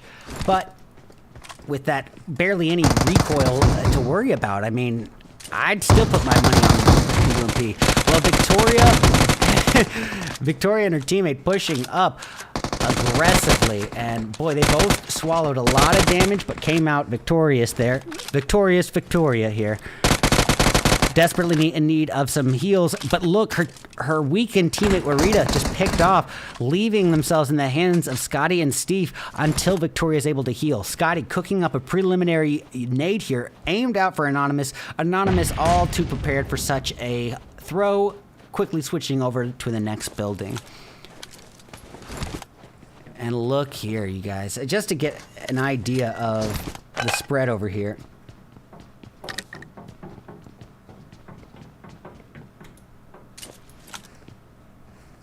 Oh man. So Anonymous and Matesha remain here, and unfortunately they're so outnumbered that Victoria was able to work her way over to Arita and secure that revive, when realistically that would have probably been their best time to push. But look at the positioning here of De Muerte. These are easily one of the top performing teams of the day, and with that 8-point lead, you can see why. They are all about strategy and patience. Patience is a huge part of that. No easy sacrifices. Look at this, Kiss with that high ground, and talk about patience. Waiting, perched on that bridge top for the right moment to strike, and you gotta give them credit. Scotty and Warita and Victoria had no idea. And just like that, Victoria is sent right on back to the lobby. And when HEARZ doesn't hear the opponent, it leaves them a little hypocritical. Warita and Scotty definitely finding themselves in a pinch scenario with what I like to call the BOA strat implemented by De Muerte. The BOA strat is just some random terminology I put on it because I don't know if there is an official title to this tactic, but it's essentially where you surround your teammates in a your opponents in a 1-1-1-1 split, a 2-2 split, or a 3-1 split, and constrict on the opponent simultaneously like a boa squeezing onto its prey. Why? Because it adds a serious panic factor, and that's usually where your opponents are going to make those split-second mistakes in those panic moments. And not only does it offer De Muerte multiple lines of sight or angles on the opposition, but the ability to add that panic factor leaves just a weakened opposition to begin with, a more prone to mistake opposition. Now, why don't we see that every single event that I commentate? Well, the reason is pretty simple. It's a very difficult strategy to get positioned without being noticed. You have to be able to surround the teammates on numerous angles without being spotted before you start that constriction. Otherwise, that panic factor really isn't there. Scotty trying to battle it out with Matesha, get an easy utility knock, but it is not going to happen. Matesha cooking up some smokes to work her way, ironically, into a worse position here between Scotty and MUERTE. She is the deli meat in this peanut butter and trouble sandwich, but what Scotty doesn't know is that Kiss and Matesha are doing the same thing to Scotty. Now, what Matesha and Kiss might not know is that Scotty's also doing this with a M249 LMG 150 round clip. All right, well, no time to waste. Galactics going on it in the distance. It looks like Allen was able to get a takedown, Allen was taken down in the distance. Yeah, tell you what. With Melly and Ari of Galactics working their way away from this confrontation, I think we're going to come back. Oh, what a monster nade by Matesha onto Scotty. De Muerte just proving time and time again, absolute berserker talented in bloodbath warfare. They are not afraid of any altercation, whether they've got the numbers or they're on their own. These girls are out for blood, and MUERTE can tell. She is hiding behind this boulder and realizes that there are not a lot of opportunities for escape, even with the vehicle so close by. No time to waste as GOEXIA faces off against Tres Ranchos in the distance. Oh, with Anna down for the count, GOEXIA is reduced down to Heroina, Rival, and Taro. We gotta switch over to the main fight here at hand. We'll come back here on the alt cam though.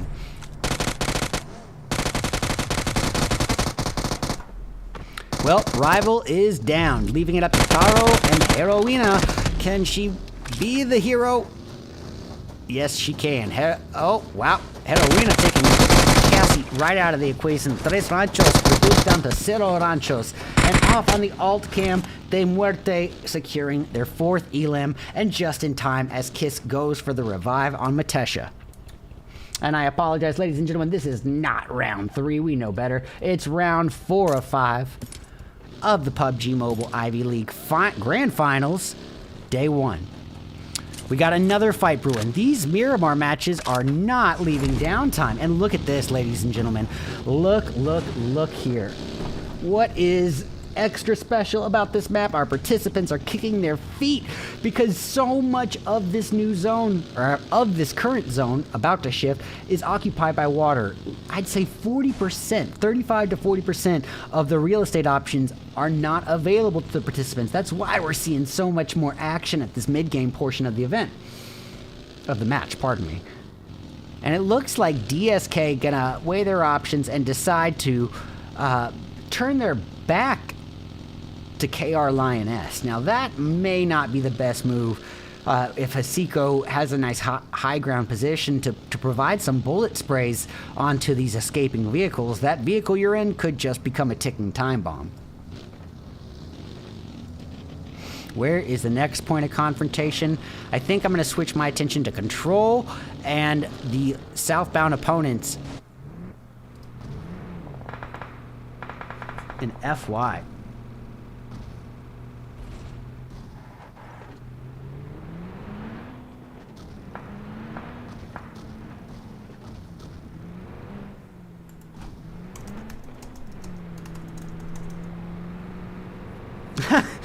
I noticed, it was just pointed out to me that the match tabs say match 4 of 5. This is match 4 of 6. These match tabs were for the entire portion of the tournament of previous stages, which were 5 matches a night. But as we work our way into the grand finals, we need one extra match to kick things off here, especially on day 1. All right, Taro, oof, of GOEXIA, how far away from her teammates is she? Extremely far. The Witchers literally dividing Heroina and her teammate from their outlier teammate, Taro. I think we're going to go tune in to the DARKSIDEKNIGHTS as they prepare for a potential altercation with some heavy hitters in KR Lioness. Yep, it's Hate Me and Cat Veins. I knew it was going to be Cat Veins at the forefront of this push. This girl has been absolutely non-stop with these utilities. I mean, the kind of nades that you don't see in North America Tier 1 professional esports in general. It's just on another level. You don't get this level of competition very often in a North American event, and I just got to give it credit to where credit is due. These girls could walk circles around any of the Tier 1 NA teams. And I don't say that as smack talk or toxicity. I just say it because truth is truth. All right, look at KR Lioness living up to their name, hunting strategically just like a lioness, putting DARKSIDEKNIGHTS in a corner all too literally, but what they weren't expecting was the third party from Silently. Hasiko is down, Hate Me is down.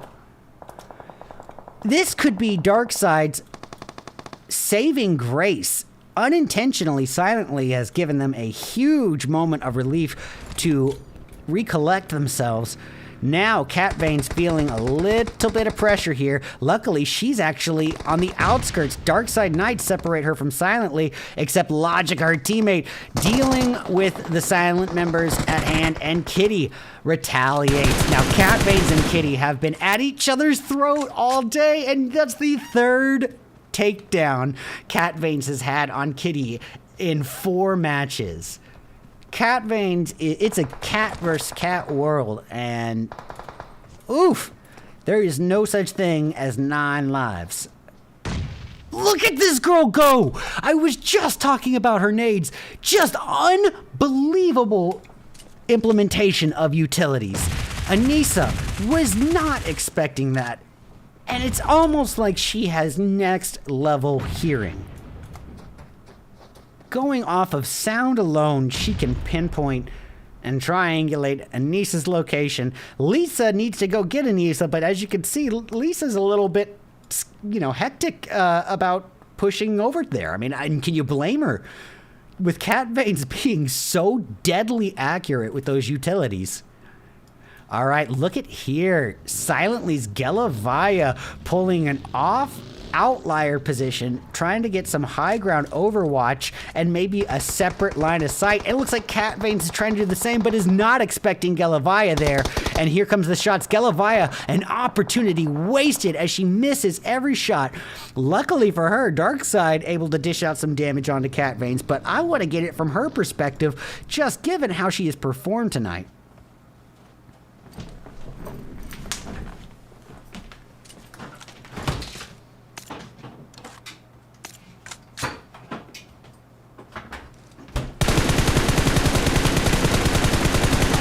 Shots have been out. Cat Veins, 4x M4. She has a little bit of damage, but not much. And not able to quite get the takedown on the rotating Silently member. Gelavaya able to do some work on Zombie, turning her into a literal zombie there. She is sent down to prone zone. Cat Veins keeping eyes, but I don't think she understands just how surrounded she really is. Gelavaya at the forefront of this, the closest threat. But look at this use of geography, ladies and gentlemen. This is extremely crucial because, as you can see, compound cover is so few and far between in this portion, and that's why these little hills and divots can be the saving grace. But look, Elavaya with one brief slip-up error of judgment. It's gonna cost her. But Cat Veins, those bullets have definitely put out her location like a honing beam. There's no time to waste though, because the MADBULLS, the heaviest performers of the night, facing off against De Muerte, another top contender here, as Oh Daddy fires uphill and gives Kiss the kiss of death right there. And then, is this going to be a push? I would expect it to be, given the way the MADBULLS have performed tonight. They are just out for bloodbath warfare. Amaya taking out Anonymous right then and there. And look at this. MADBULLS acquire their first 3 elims, still a full 4-piece. Just absolutely annihilating the playing field. We got this little 3-way love triangle outside the save zone still continuing here as silently Zanisa prepares for the inevitable push from Darksideknights. Meanwhile, we still have members of KR Lioness holding the third-party angle as Cat Veins is looking for a line of sight to work in on him. Anissa picked off right there and then by Zombie. Going to implement, you remember, I believe it was a silent member, or actually KR Lioness, who got the knock on Zombie just a few moments prior, but not able to get that thirst, and that affects the whole playing field, as we just saw a member of Silently taken down by Zombie as a result of Cat Veins not being able to get that thirst. Doesn't really pan out against Cat Veins, but at least it hasn't yet, but it sure did for Lisa. All right, so many points of confrontation here. We're going to have to go down south where the Witchers and Major Pride are duking it out. Dr. Miami is down for the count. Shoddy, Sethu, and BBL remain here. We're going to get Major Pride up on the primary, or the alt cam, pardon me. And oh my goodness, look at this. Satanova driving towards 2 knocked members of her team, trying desperately to get to a point where she can overwatch and secure them from at least the first, but the third party. Oh, that wasn't the third party. I honestly thought for a moment it was a southbound attack from GOEXIA, but no, it was the Witchers themselves. And just like that, Sethu with a retaliatory takedown, and now the Witchers still, I was going to say still a full 4-person team, but Sonder of Major Pride has cast or cursed that diagnosis. Sonder, let's see how she's looking here. Here on the alt cam, the final hope for a third match. Saunders is the solo remaining for Major Pride, and you just really can't rule this girl out. With one heck of a performance, the monster utilities implemented by Sonder for the round 1 or 2 dub. I believe it was maybe 2. Looks like Darksideknights going off in the distance. Let's catch eyes.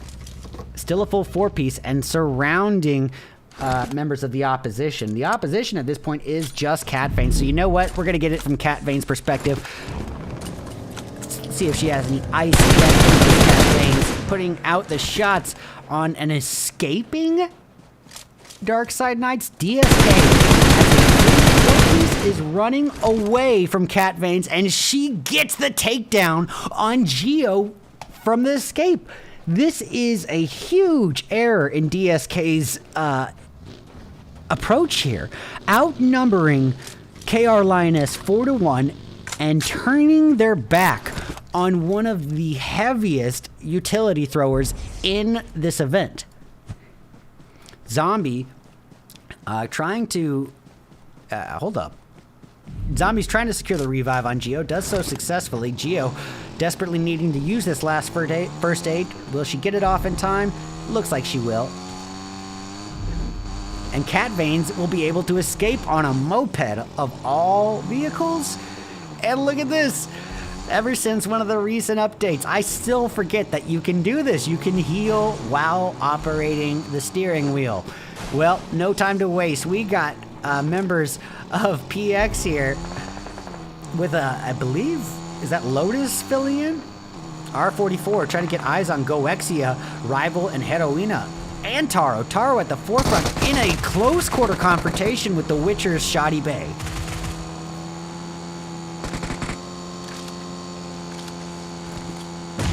And look at this. Sithu with a monster nade, taking her own teammate out of the equation. Unintentional as it was, GOEXIA is not going to waste that easy limb, and Rival with the thirst to add to it. Turning zombie into a very literal zombie. All right, Witchers now a two-piece up against 3 members of GOEXIA.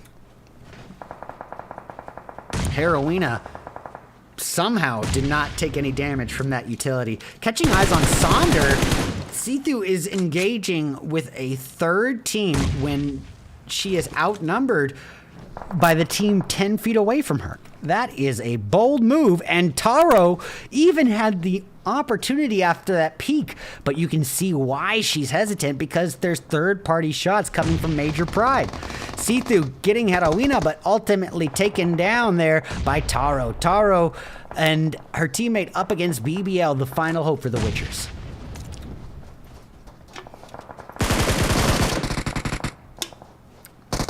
And that is it. Toss a coin to your Witcher as they are sent back to lobby. Sonder, this would be the time to push if she knew the lay of the land and knew how many GOEXIA members were knocked. And I withdraw that statement. Absolutely not the time to push. For some reason, I thought it was 1 member up. I could not have been more incorrect there. Well, we are down to 10 teams spread across 26 players. Let's have a look at the map. This zone is shrinking quickly, and only 1 team has positioning in this new zone so far. Ironically enough, it's the top performing team thus far, MADBULLS. All right, ARTIC esports down to 1 final hope in the shape and form of Archie. And being swarmed upon by DSK, Beam and Geo push forward. Beam at low health, but still with a takedown with that UMP-45 CQC Annihilator. Oh, Daddy, hearing all those shots DSK put out was basically a location marker on their team. And if you don't want any team knowing, it's the MADBULLS, because these girls are just bloodthirsty. And we might find out right here and now why. Look at this damage that they are getting onto DSK, who's retreating in a vehicle. Ooh, Control Esports having at it just up the hill, and Mad Daddy catches eyes. And Mad Daddy gets kid. What a third party, but ultimately that's just giving E-limbs to Control most likely. Nope. It gives the kill to Kitty. Kitty just thankful to not be up against Cat Veins for once.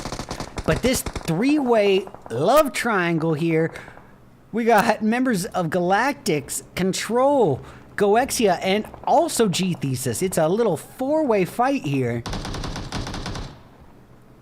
And look at this, DSK working her way up to the party. Geo is in for a world of hurt as Taro just lays down an onslaught of bullets.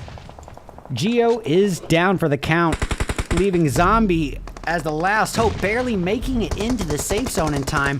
Gonna try to get some meds, very needed meds, if possible, while Control deals with the more immediate threat of Galactics. It's down to Ari and Ari alone. UMP mini in hand, and oof, Nade taking her down to just above half health. Not much life in that helmet, and boom goes the dynamite as Virgo rains hellfire. These nades, unbelievable.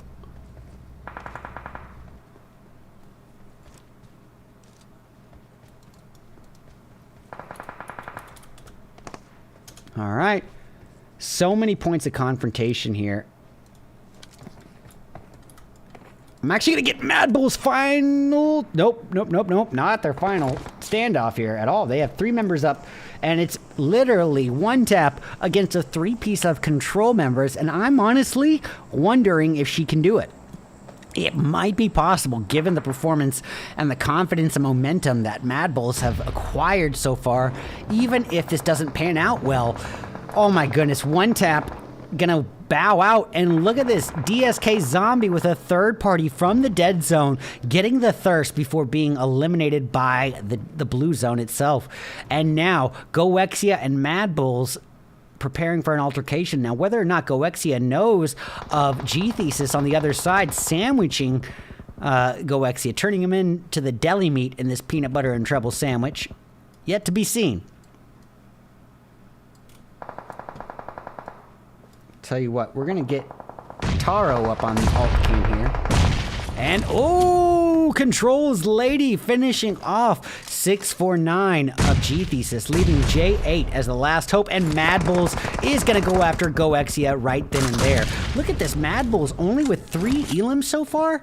I was expecting more, but Amaya really hurting from that nade that crashed down on her, but I believe she was able to get a takedown right beforehand herself. MADBULLS still a 3-piece. We're down to 4 teams here, spread across 9 people. It's GTHESIS, Control, MADBULLS, and GOEXIA in a 3v3, v2v1.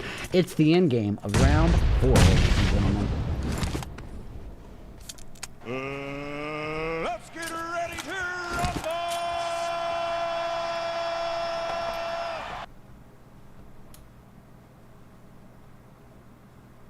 Oh, man. Now, you know what Control is doing here. I mean, there's not even a question. They are hoping upon hope that these teams duke it out and that they can get some extra placement. And look at this, MADBULLS, Amaya just putting out a slew of bullets. Heroina and Taro are desperate to try to secure this revive on Rival here. Lady is down by J8 of GTHESIS, the final hope of GTHESIS. While she is able to get the knock, it's a easy kill offered up to MADBULLS right then and there, and a location marker on the final GTHESIS member. One tap knows it and still goes to deal with GOEXIA instead. They're not even concerned, and you can see why. They are just unleashing absolute hell. J8, the final hope. Realistically, that smoke was her location markers making her stick out like a sore thumb. I mean, if you're the only remaining person left on the field, that smoke is a for sure location marker.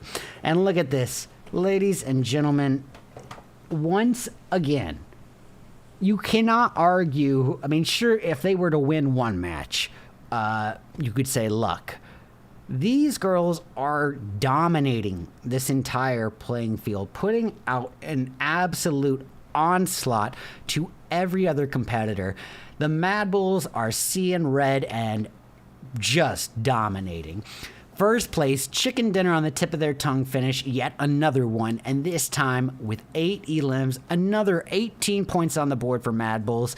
We got GTHESIS securing second. Hey, I mean, they basically played the reserved approach and secured a heck of a placement doing so.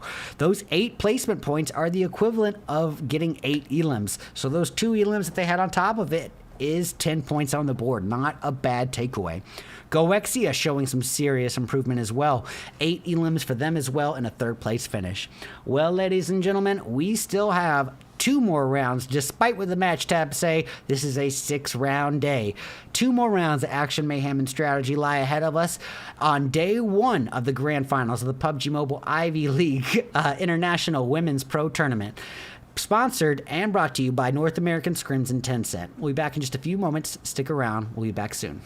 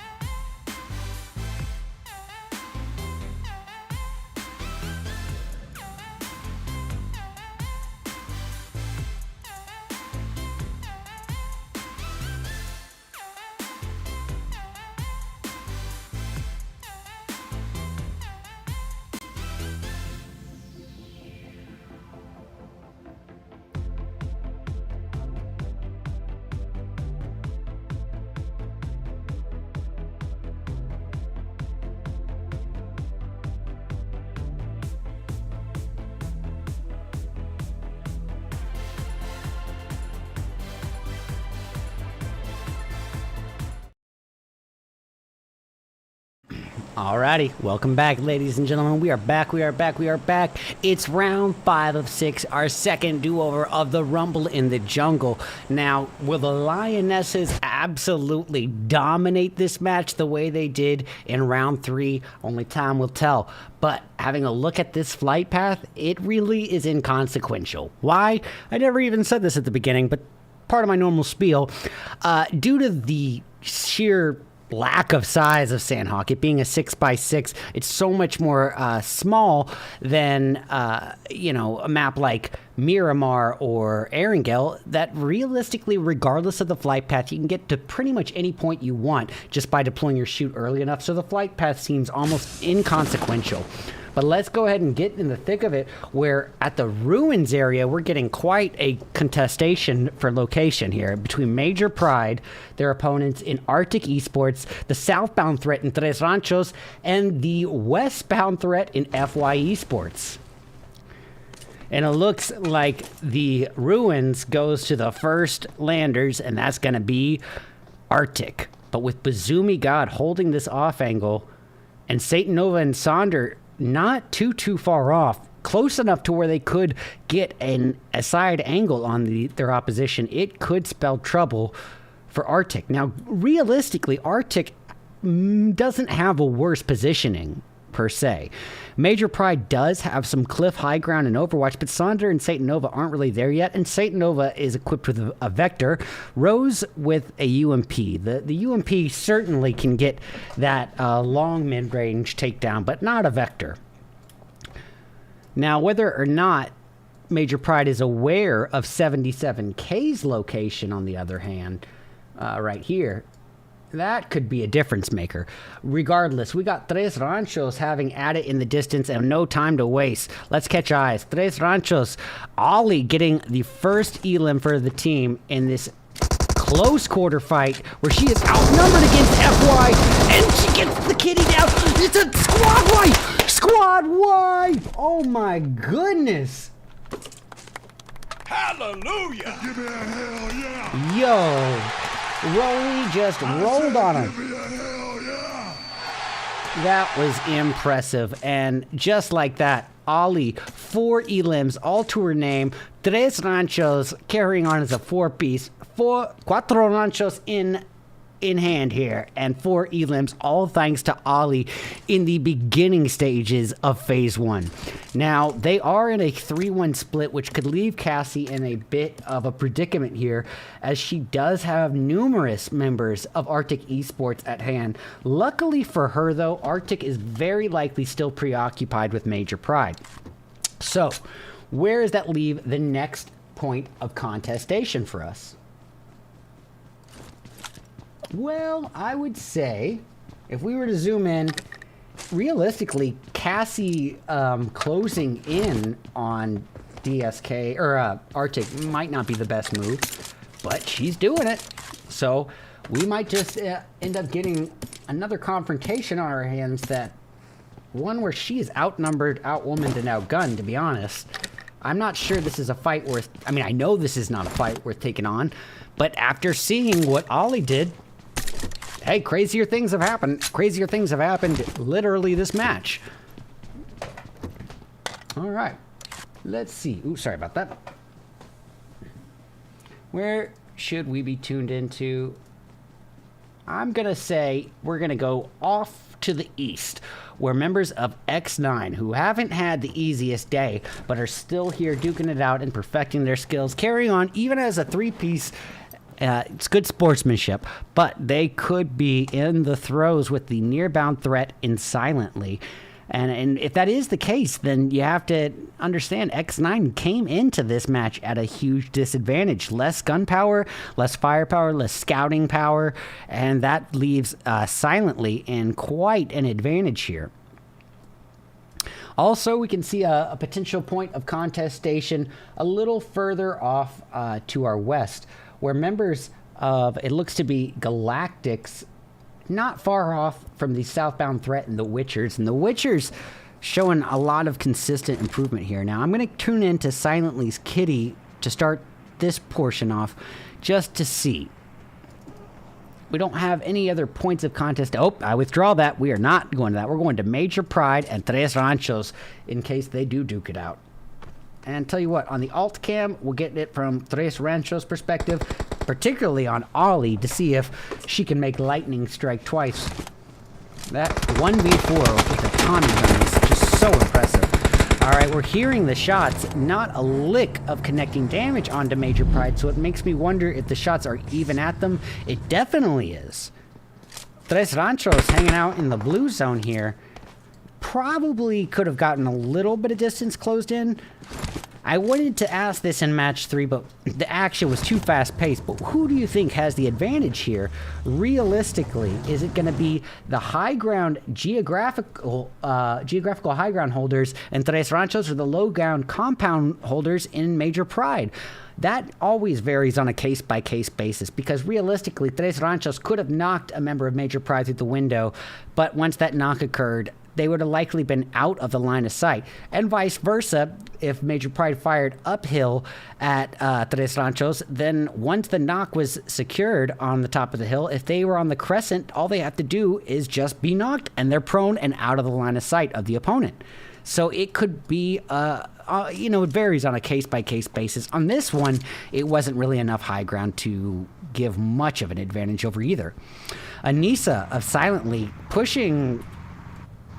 unaware, pushing close to one of the final hopes for XNINE, Pia. But Pia seems to be a ways away from her teammates. Sorry about that highlighter, you guys. And here are the shots. Pia surrounded by Silently. Look at Silently's positioning. Kitty stalking her prey just like a cat. And Pia literally cannot escape these angles, even inside of building. Still getting the knock! But then here comes Kitty. And boy, but she has 9 lives, Pia does not. Well, that leaves Polly as the last hope for XNINE, and probably going to be playing a bit more reserved here, especially when DSK is heading off to go face off against Silently. It leaves some opportunity for third-party kill steals. But we are going to go up north to where ARTIC, GOEXIA, and the southbound threat in GTHESIS are duking it out. Pull up GTHESIS perspective on the alt cam here. We got Natalie aiming uphill, trying to catch a line of sight on someone. Oh, I'm looking at the wrong team. My bad. Control. We got Virgo putting out a hailstorm of bullets onto Heroina. However, retaliation dished out to Lady. Lady is down, leaving it up to Virgo, Taro, and Leo Mary. Virgo with the overwatching cover fire, position scouting. And look at this. Taro and Leo in a off angle here. Yeah, I was going to say, if Virgo can hold off the opposition, then maybe it would be a good 2-1 split. But realistically, in this case, it leaves 2 out of the 3 members not really as much of assistance. And that seems almost unnecessary. But that's only with our Spectator 2020 vision. These participants don't have this information that we do. All right, Anissa of Silently down to a 2-piece of Gelavaya and Anissa, reduced down to half their starting lineup, with their most concerning immediate threat being the Darksideknights. However, Geo facing uphill and downhill, where she's got to decide, do I face off against Silently or do I face off against Galactics? Or maybe I aim across the hillway where De Muerte is trying to catch a line of sight. The takeaway is that Darksideknights are in too close a proximity to really feel comfortable, especially as a 3-piece. And up against a team like De Muerte, or, you know, if MADBULLS were in the equation, they're a little further up north. But, like, for instance, we got De Muerte's Kiss aggressively pushing forward. I'm actually going to switch over to Kiss's perspective. Looks like she's not going to be pushing forward. She's actually driving by the opposition.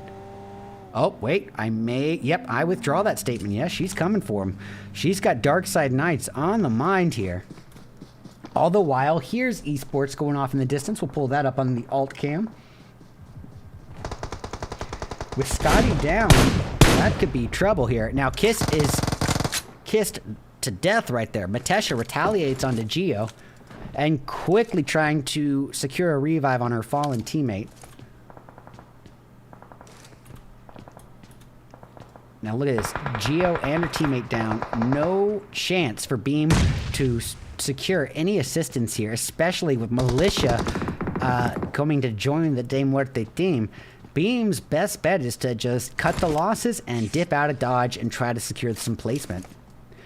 She can't forget about Silently looming nearby as well. Let's see if there's anything else to be tuned into on the alt cam. Yes, there is potentially. Well, we got De Muerte's Anonymous actually driving in from the dead zone here, potentially to catch Silently unawares. Tell you what, that's what we'll tune into here. And she's going to just drive right on by. And sounds like Beam may have put out some warning fire. Probably not the best decision there, as now her location is going to be the focal point for Anonymous. But off in the western portions of the map, just outside the zone, HEARZ is just being picked apart. And now it's down to Victorious Victoria, who's trying to run her way through the jungle into the safe zone here. And look at this, De Muerte, now 5 elims, eliminating threat after threat, just unleashing hellfire. We're going to switch our attention to Tres Ranchos, where Michelle, Riza, Oli, and Cassie remain a full 4-person team in this altercation with the low ground holders and the Witchers. Michelle cooking up some preemptive nades, making it literally rain grenades on the opposition, but not a single utility hitting the mark here. And understandably why. The Witchers are not pushing forward. They are all too aware of the high ground threat that Tres Ranchos has. That high ground means those nades can travel quite a bit further. And look at the spread here that Tres Ranchos is implementing.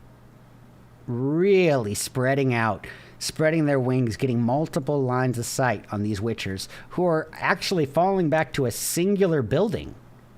It's basically 2 opposite strategies. But with Galactics coming to join the party, it's definitely going to change up the nature of this altercation. Because now, Riza and Michelle are going to need to tend at least keeping a scouting position towards Galactics. Taking their eyes off of the Witchers for even a single moment could be that difference maker between life and death if Tres Ranchos decide to try to peek that hill crescent. If not, it should be okay.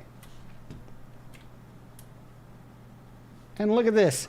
Victorious Victoria making it into the safe zone. She's got a nearby threat in Major Pride, though. There's just too much action here on the board at the moment. Too many potential points of altercation to know where the next bit of blood's going to come from. But I think Victoria might have run unintentionally into one of the worst positionings possible for her. All right, MADBULLS getting close to De Muerte. This could be a fight. We are going to go... I know we got this going on, but De Muerte and MADBULLS, I got to see it. And I will pull this up on the alt cam here. Victoria is lingering off as a solo, jumping into the mining area, which is basically asking to be picked out like fish in a barrel. Luckily, no one was peeking the cliff. Amaya waiting for that peek from Kiss. It's a trade of utilities. One tap. Trading nades here with Melita. Dodging a little explosion. Not taking a lick of damage while Melita swallows a lot. Melita tries to adjust for the second throw. Oh, Daddy getting the knock on Kiss. Melita is the final hope for De Muerte. But the S12 has spoken. Shotgun after shotgun. It's 2 takedowns. And it's the vehicle coming to do massive damage. Amaya just needed 1 bullet after that. Wow. Y'all, the level of action we are getting today is just spoiling me. Taro now up against Cat Veins. Cat Veins, the grenade god of the day here. This girl has the equivalent, what 2020 vision does for your sight. She's got 2020 hearing and a nade monster. And look at this. With Logica, let's not discredit Logica either. Grenades for days. The Lionesses are just bloodthirsty. 4 elims carrying forward as a 3-piece, but every elim they get is usually one worth clipping. All right, 3 Ranchos off in the distance. How many Ranchos remain? 4 Ranchos still, with now 6 elims. Riza responsible for one of the 6. Ollie, we saw the impressive Tommy Gun squad wipe at the beginning of the match. First couple, maybe the first minute. Ooh, sorry about that. First minute and a half, let's say, of this match. Already a squad wipe on the field. All thanks to Ollie. That is definitely going to kick in for a confidence and momentum factor for Tres Ranchos. Look at this. All the while, Victoria holding a low ground positioning against multiple threats here. She's got Arctic facing off with the Witchers and knows that if she fires, it could be almost certain death. Even though it could mean an easy kill steal, 1 elim, it would void the opportunity of acquiring those placement points. No time to waste here. Victoria kind of thrown into the thick of it. Look how close she is to Major Pride. Just to give an idea, we're going to travel just a little bit up where Rose could, if she had only known of Victoria's positioning. Well, MADBULLS just continuing this onslaught. They don't stop seeing red, and the Bulls are charging hard. Getting a knock on GTHESIS' 2-2L. All the while, silently pushes in, and Anissa is shot in the face by 9/11. Ari retaliates on the Tres Ranchos, getting a knock on their heaviest hitter, Ollie. Ollie is sent back to lobby. Galavaya is down and out for the count. We have got to go back to the MADBULLS in this altercation with numerous teams. Tres Ranchos driving into the thick of it as well. We have got so much action on the playing field. Where do we tune into? Amaya pushing forward. 1 tap, holding down the low ground. Leora in a nade battle against Major Pride. Major Pride dealing with Galactics as well. It is a non-stop slaughterhouse. I know WrestleMania's tonight, and I think WrestleMania's happening right now in Sanhok in match 5. Allen pushing towards Saunders. Saunders is down. Saunders, who's been such a difference maker for Major Pride. Melly and Allen down for the count. Leora with easy kill steals on the table, but to turn her back onto GTHESIS or Major Pride could mean death. Oh, Daddy pushing in towards GTHESIS, and look at MADBULLS coming in to assist. Leora, Amaya, 1 tap pushing in and swarming on GTHESIS is like mosquitoes in a North Carolina summer, and look at this go. Ooh, Daddy still up and about, responsible for 3 of the 7 elims before being cast or cursed by yours truly. And now, just like that, it's down to 1 tap. Can she get this revive? She does, but nades are falling left and right. One nade could mean the difference maker for him, but one nade thrown back, not even gonna hit the mark, but it's not meant to. It's just a smoke to block 649's line of sight on MADBULLS. This is clever strategy in full effect. Look at Major Pride coming into the party to try to join the altercation, but unaware of the high ground holders in Lioness. And look at this, Hasiko is down, but Cat Veins continues her eye on the prize. Major Pride, Cat Veins, who's just been dominating today, responsible for 4 of the team's 8 elims. Literally 50% of the kills for this match go to Cat Veins. Ice in those Cat Veins, and still MADBULLS facing the other angle on Major Pride. They have just turned Major Pride into a real tough position. They are stuck in between a rock and a hard place, all too literally. Rose has wilted right then and there. Satan, Nova, and Rose down for the count. Amaya securing more elims for the MADBULLS just like that. Curious to see here. We're down to 3 teams. Oh my gosh, it's the Lionesses, MADBULLS, and the final hope for GOEXIA, Heroina. If you're Heroina, you want these 2 teams to duke it out and get that extra little bit of placement points, but she doesn't really get to decide that, as she is still outside of zone, and MADBULLS one tap knows her location. They're gonna the Lionesses are going to enshroud their path forward in a cloud of smoke, trying to give themselves their best possible chance at approaching the enemy. And look at this, Hasiko wasting no time, but the nade onto Cat Veins. Cat Veins easily one of the heaviest hitters for the team. It's all riding on Logica and Hasiko. And boy, Hasiko does not waste opportunities, getting the thirst on Amaya of MADBULLS. Logica contributing significantly as well. These are all heavy hitters with 10 elims on the board. And look at this, poor Heroina just trying to lay low, and MADBULLS one tap still's not letting her off the hook. She has made Heroina a burning Roman candle here, and that candle's burning at both ends as the second bit of Molly fire connects on her. Somehow she gets the first aid off just in time, fully boosted. Could not have really reacted to that much better, but oof, tough one.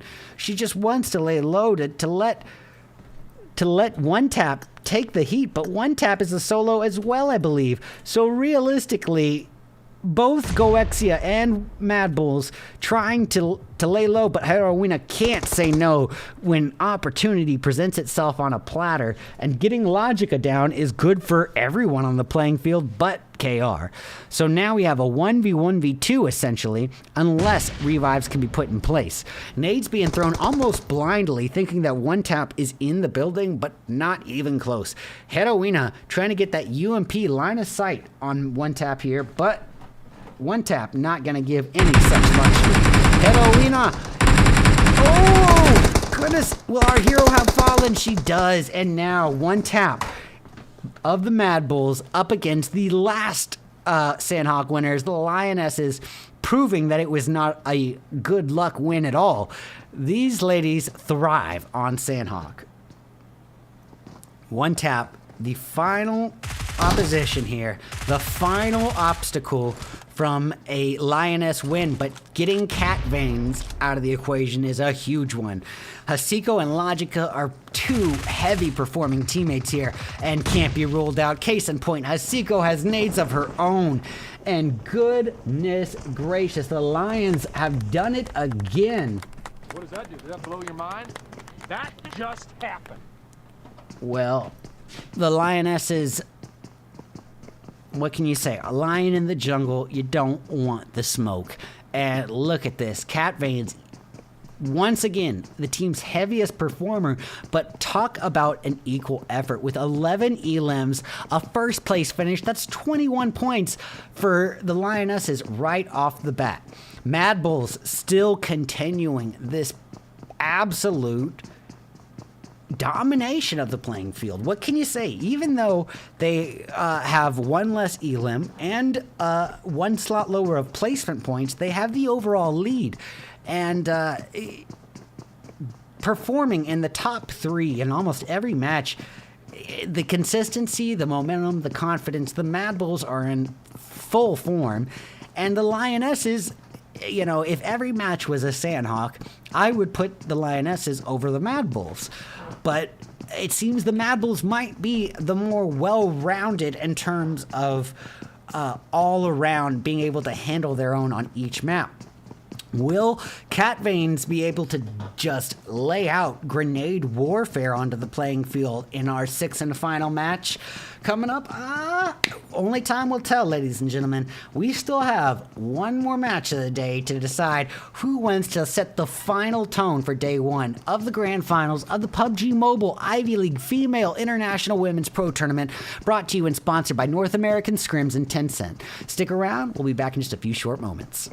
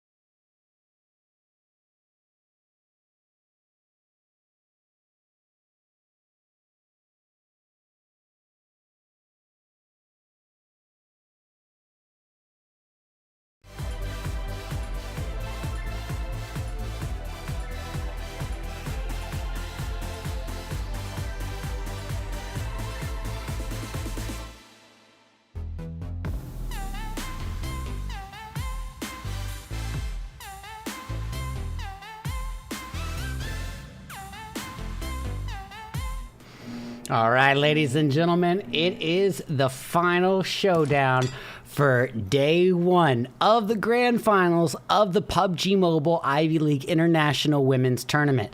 And you already know how we're going to be ending it, ladies and gentlemen, the same way we started it with the very first map ever introduced to PUBG Mobile, Erangel. We said everything we need to say about this map in round one. So for now, let's focus on the flight path and where teams are dropping. Well, right off the bat, you can see it is a perfectly centralized flight path. Our participants couldn't really ask for a luckier flight path because they're just left with tons of options here. But that does not necessarily equate to an action-packed beginning. But given the nature of how today has gone, I'm not really a bit concerned. Every single match today has just been on another level. So, if you're just now tuning in, welcome to the final round of day one, match 6 of 6 of the PUBG Mobile Ivy League International Women's Tournament. We have 2 days for this, so this is only half of the matches out of the way. They still have tomorrow to leave their mark. And here you see the spread, ladies and gentlemen. With that great flight path, it still ends up being a rough in-game, or a rough zone, safe zone placement. Wow, what are words there? And look, you can see a good portion of the map is water, not too much realistically. And honestly, this isn't a bad first zone. It actually encompasses almost the entire western portion of Erangel, so there's plenty of drop locations and loot spots for the participants. However, it looks like we might be getting a little something already on the board between members of XNINE and GTHESIS, and XNINE has not caught much of a break today. Polly landing right on the buggy and dipping out of dodge. Can't really blame her. But trying to get over to her teammates before the opposition in Team GTHESIS can land and get looted. And look at this, 911 and Johanna at each other's heels here. 911 landed in the field, quickly having to reorient her attention. Understandable. Goodness, of all, I mean, what are the odds of finding a 53-round clip Bison on the first story of that sniper tower? Right place, right time. 911 is very thankful to have it, but still sandwiched in between Johanna and 2 of her teammates. Johanna with a absolutely risky push forward to her teammates. It was almost asking for the slaughter there. And 911... Wait, what? Did 911 not get the takedown? No, she didn't. What? I am shocked. Well, 911 out of the frying pan into the fire. If at first you don't succeed, she definitely dealt out some more damage there. And now, making her great escape, it is a drive-by and drive away for GTHESIS. All right, look at the western portion of the zone. Southwest portion of the zone where the Witchers, ARTIC, and MADBULLS are forming a little love triangle of contestation here. Looks like GTHESIS is still taking some gunfire as they try to escape from XNINE. And they're gonna get away okay. Might not fare as fortunate for members of GOEXIA or Silently, who are not too far off. As you can see, GOEXIA holding down the MUERTE region, but with a little bit of space between themselves and the opposition here. Oh, goodness. Actually, am I wrong? No, I'm not wrong. They've got a nearby threat-ish. I guess just not anywhere near as close as I thought. And yeah, there's a decent bit of space there. I just figured it would render in there. But where is the next bit of blood going to come from?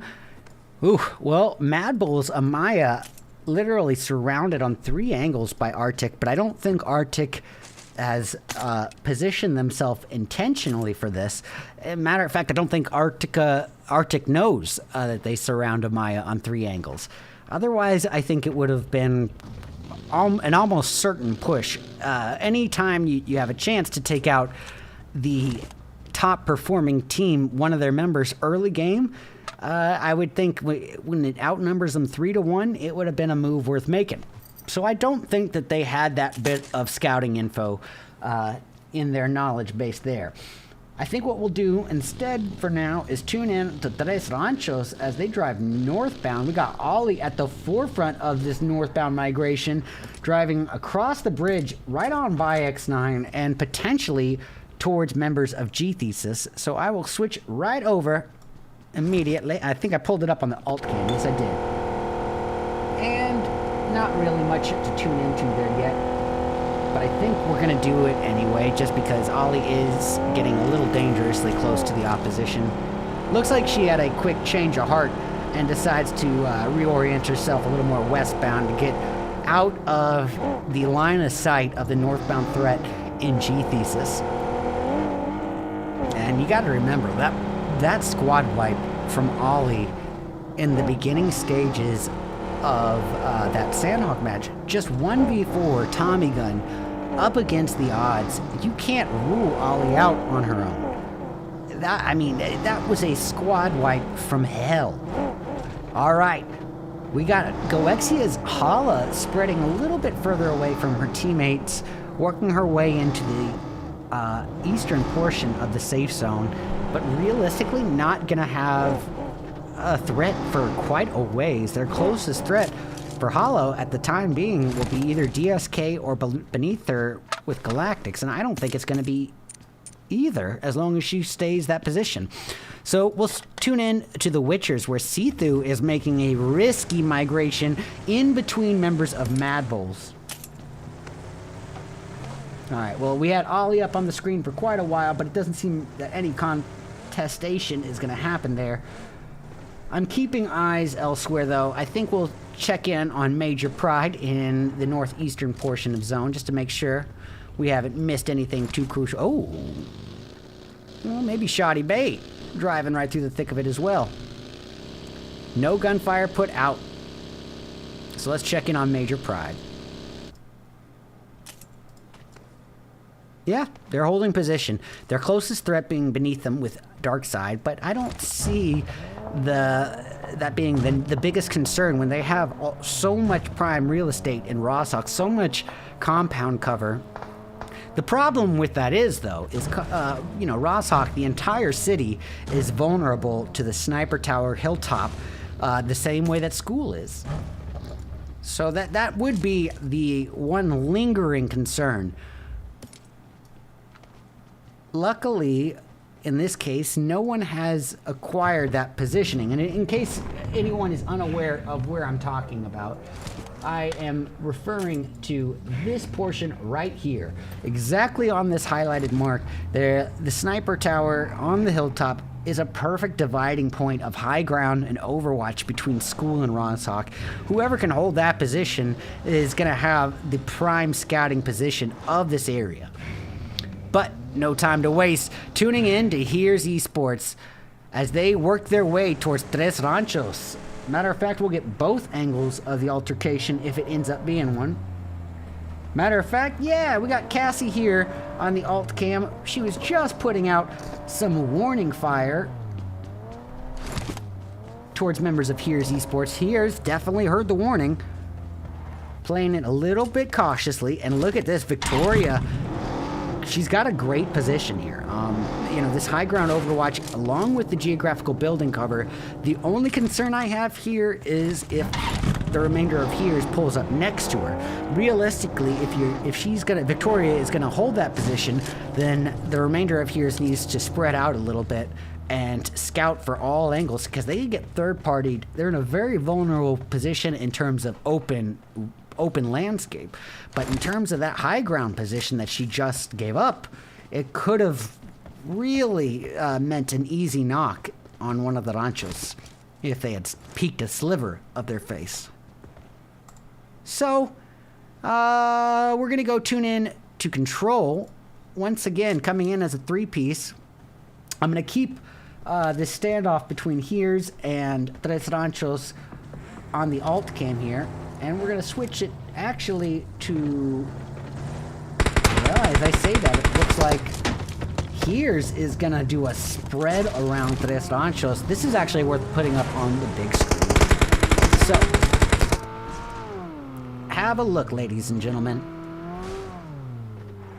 what looked almost like they were going to position themselves to swarm on Tres Ranchos, it turns out it was a bit more coincidental than that. HEARZ was just trying to make a rotation around and away from them. But De Muerte and Major Pride, two top performing teams of the day. Let's get eyes on Melita, putting fire outwards.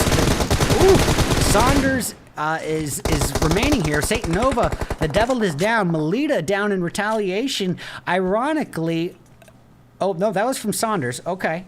So it remains on Kiss, Anonymous, and Matesha. Kiss trying to come assist her teammates. Same can be said for Melly and Ari trying to provide a little assistance or a rotation above ground. This is a third-party opportunity here for Galactics, but they are not going to take it. They are going to work their way to this new positioning. Saunders knows when she is outnumbered and dipping out of dodge, cutting her losses. Bazumi and Rose are done for here. It is a tough Major Pride Stage 2 for the last match of the day. Not how they wanted to end.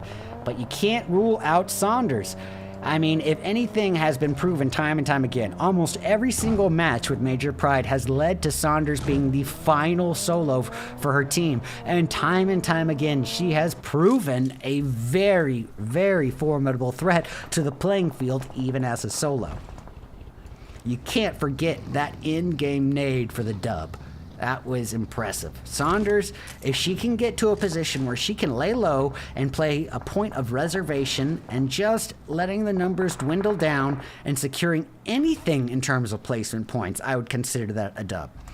Well, Galactics as a two-piece, keep in mind they entered with only 3 members most of these matches, but now finding themselves swarmed on by 4 members of Silently, and Ari is down, leaving Melly as the final hope here for the Galactics, and she says, beep, beep, I'm gonna kick it into reverse here. Let's just says, ooh, maybe not now.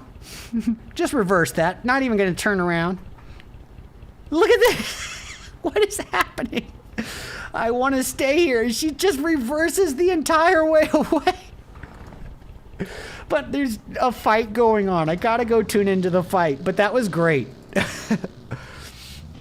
All right. Well, De Muerte having at it with members of GOEXIA. At this point, GOEXIA is down to Hala and Hala alone. So you can't blame her for abandoning her fallen teammate and trying to survive a little bit longer.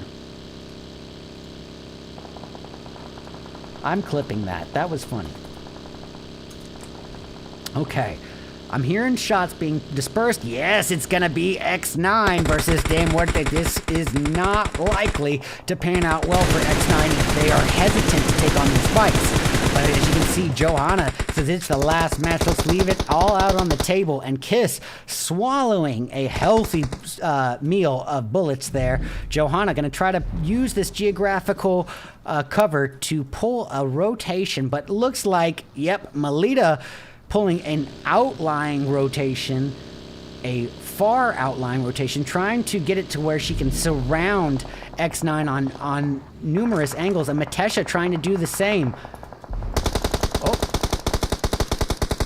Sorry about that, guys. Looks like, there we go. Look at this. Melita and Matesha. Bloodbath warfare, dealing out the muerte. They are De Muerte and living up to the name, dealing death out to XNINE. And that is an unfortunate turn of events there for him. Silently having at it in the distance. Looks like they took down Melly, but revenge is dished out from their opponents in Darksideknights. I'm sorry about that, ladies and gentlemen. That happens from time to time. Just a little crash. But no worries, because we got the alt cam to keep it going for us as I start this back up. That's just part of running an emulator. And I'll get the sound on here for you guys.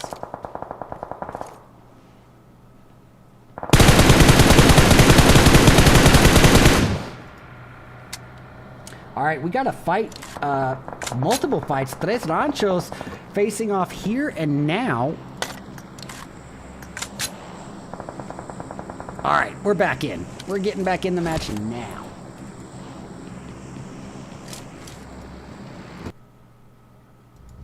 All right, sorry about that, guys. ladies and gentlemen. Look at that, the onslaught pouring out from Tres Ranchos, and it's a vehicle explosion right there and then. All right, well that at least was not a long delay there for us. But look at this, ladies and gentlemen. 41 people remain across 13 teams in this in-game. Match 6 of 6. Erangel is set for a grand finale finish with a placement like this. All right, Silently's Kitty closing in on the Darksideknights. She is all too aware of Zombie's location. Beam gets beamed by Lisa and quickly thirsted to follow. It looks like Zombie's gonna retreat on back to the safety of her teammates here, where Geo and, oh, I'm not gonna say the other member's name, are holding position. Oh! They are not aware of Geo's location, and look, the element of surprise paying off as she takes Anita out. But Lisa just quickly providing that outlier third angle support. Zombie, one of 2 remaining members for DSK, but look at this. No real room for these participants. Now, look at this. This is what we wanted to see. The Lions versus the Bulls, okay? I mean, Cat Veins naded down to oblivion by Amaya. These nades are just absolute top tier.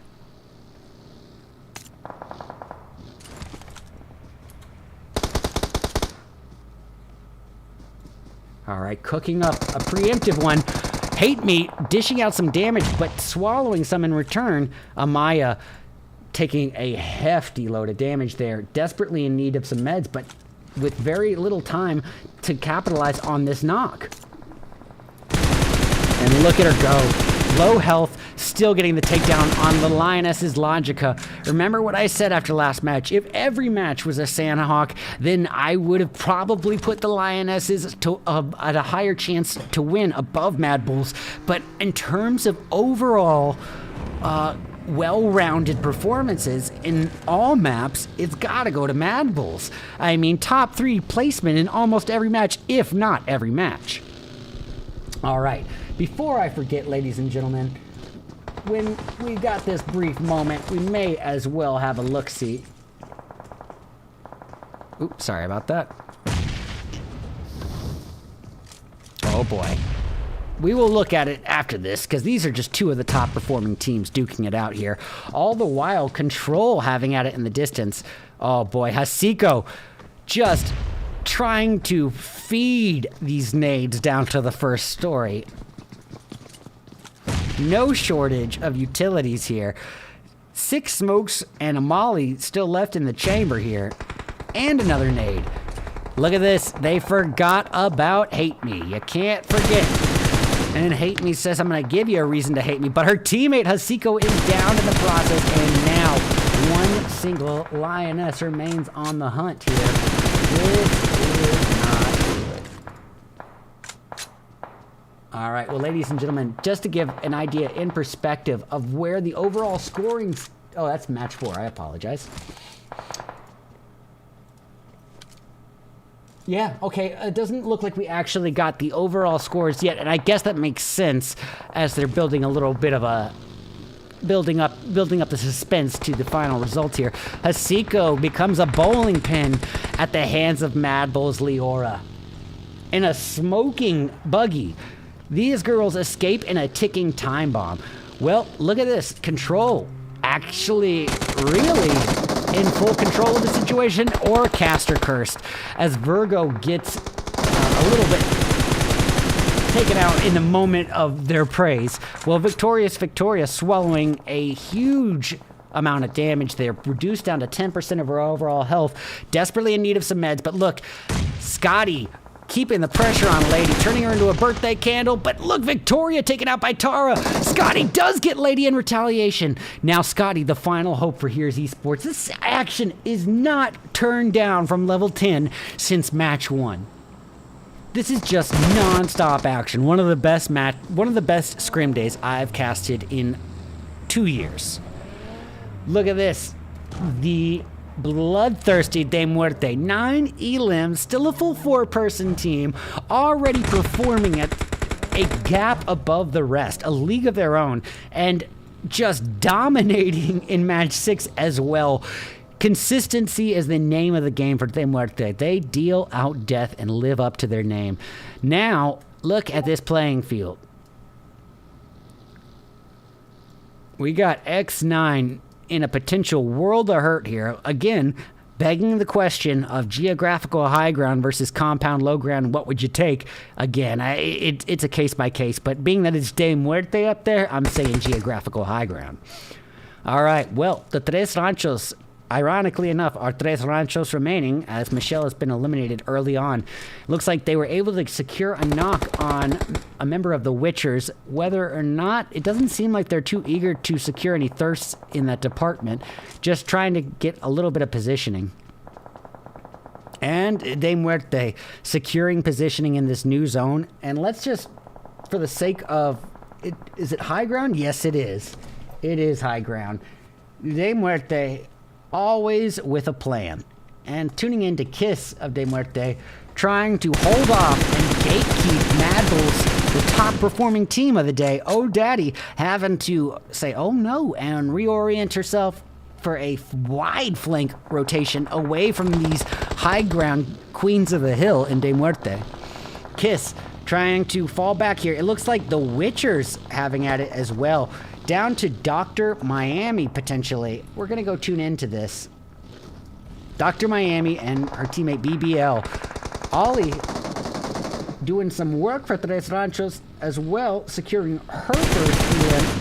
And now, just ganging in on DSK. And to add insult to injury, DSK thrown out of the frying pan into the fire because now GOEXIA is joining the party alongside the other threat in GTHESIS. Ollie on the alt cam firing uphill, bound towards De Muerte's Ollie, not getting a lick of connecting damage though. Tell you what, we're gonna tune in to the final hope for the Witchers on the alt cam, which is gonna go down to Dr. Miami, and it looks like she's got a member of De Muerte knocked.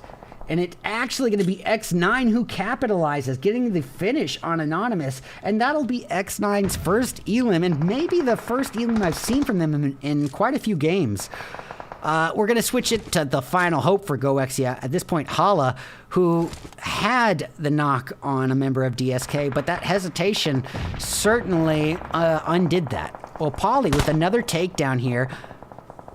And I believe all the while, De Muerte's keeping the pressure on her. They're duking it out to see who can get the low ground holder and MADBULLS out the first. Look at this.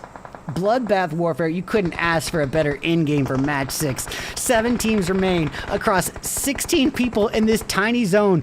Pia just getting in the vehicle and laying low in the smoke. Utility cover can be a crucial difference maker between life and death come in-game, but as utilities can make you, they can also break you. And the Molly has crashed down next to her. She barely dodges the flames before deciding to walk through it. And all the while, Polly, her teammate, taken out to a nade.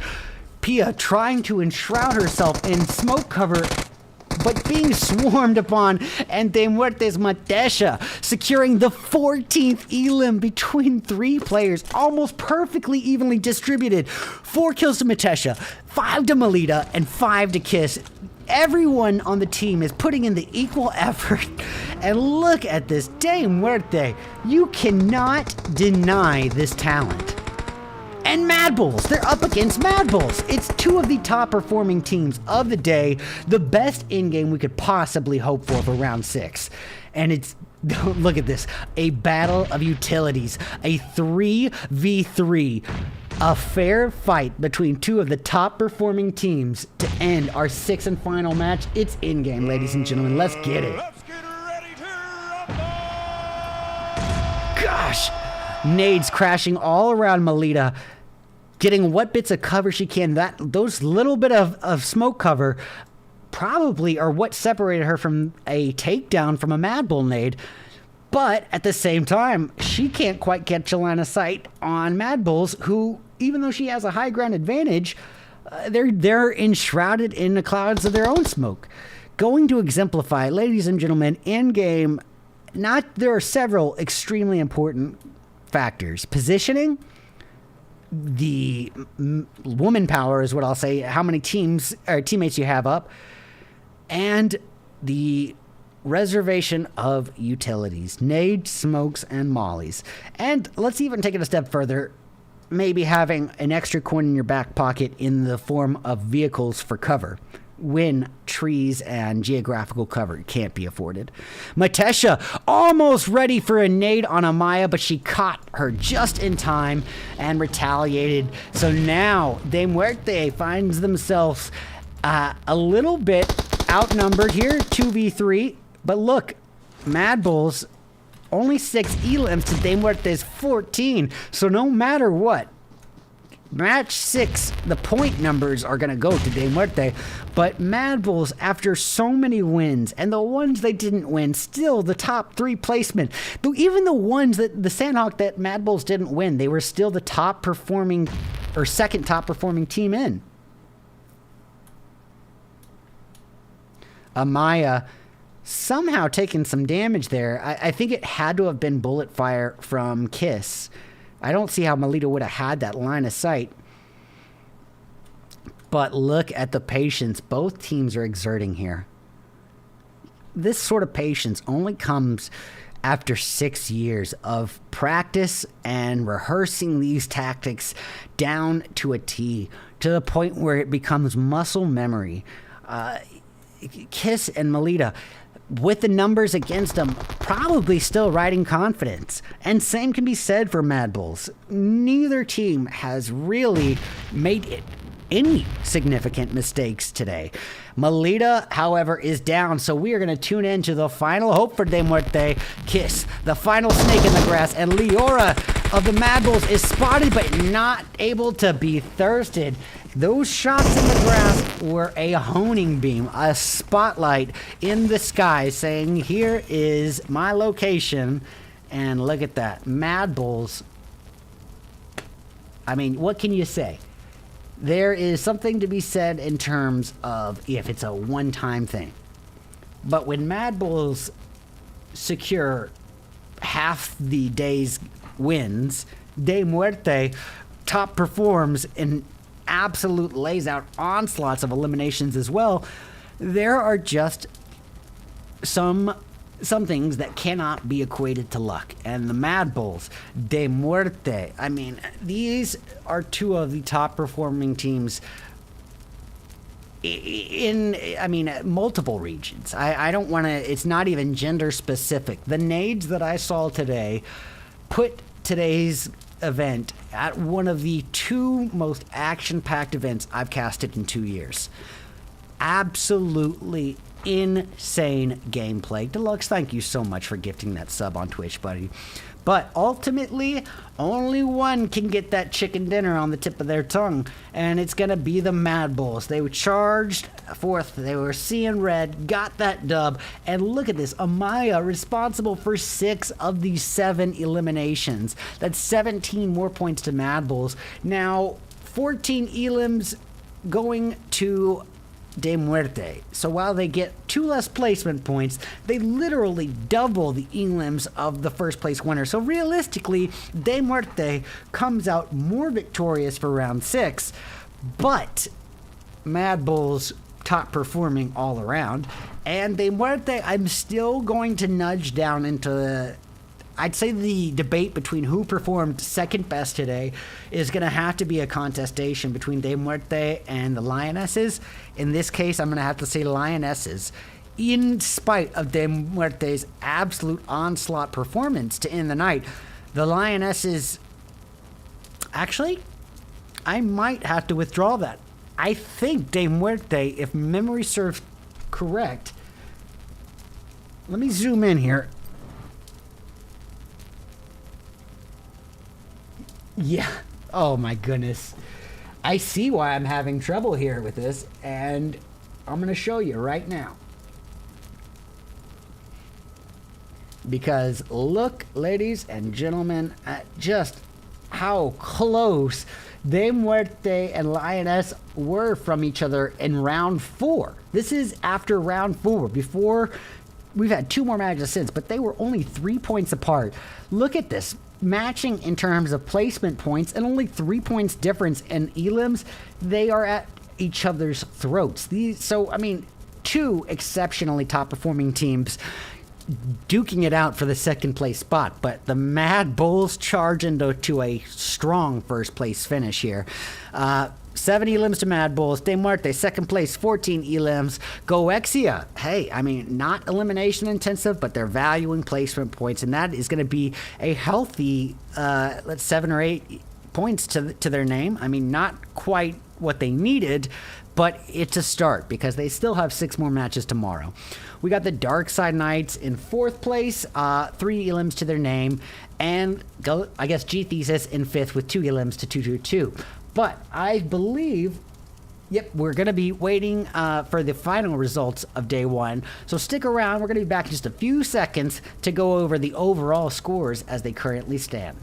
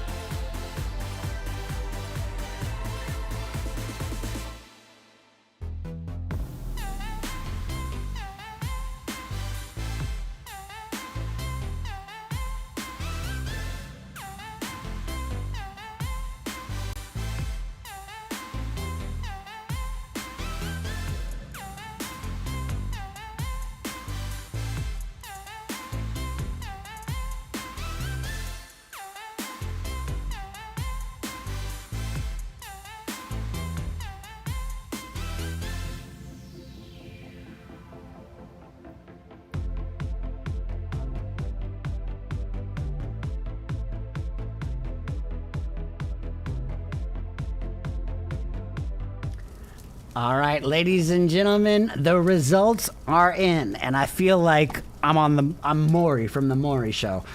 When it comes to the Mad Bulls and De Muerte, in the case of the Ivy League Season 4 Grand Finals Day 1, De Muerte, you are definitely the father here.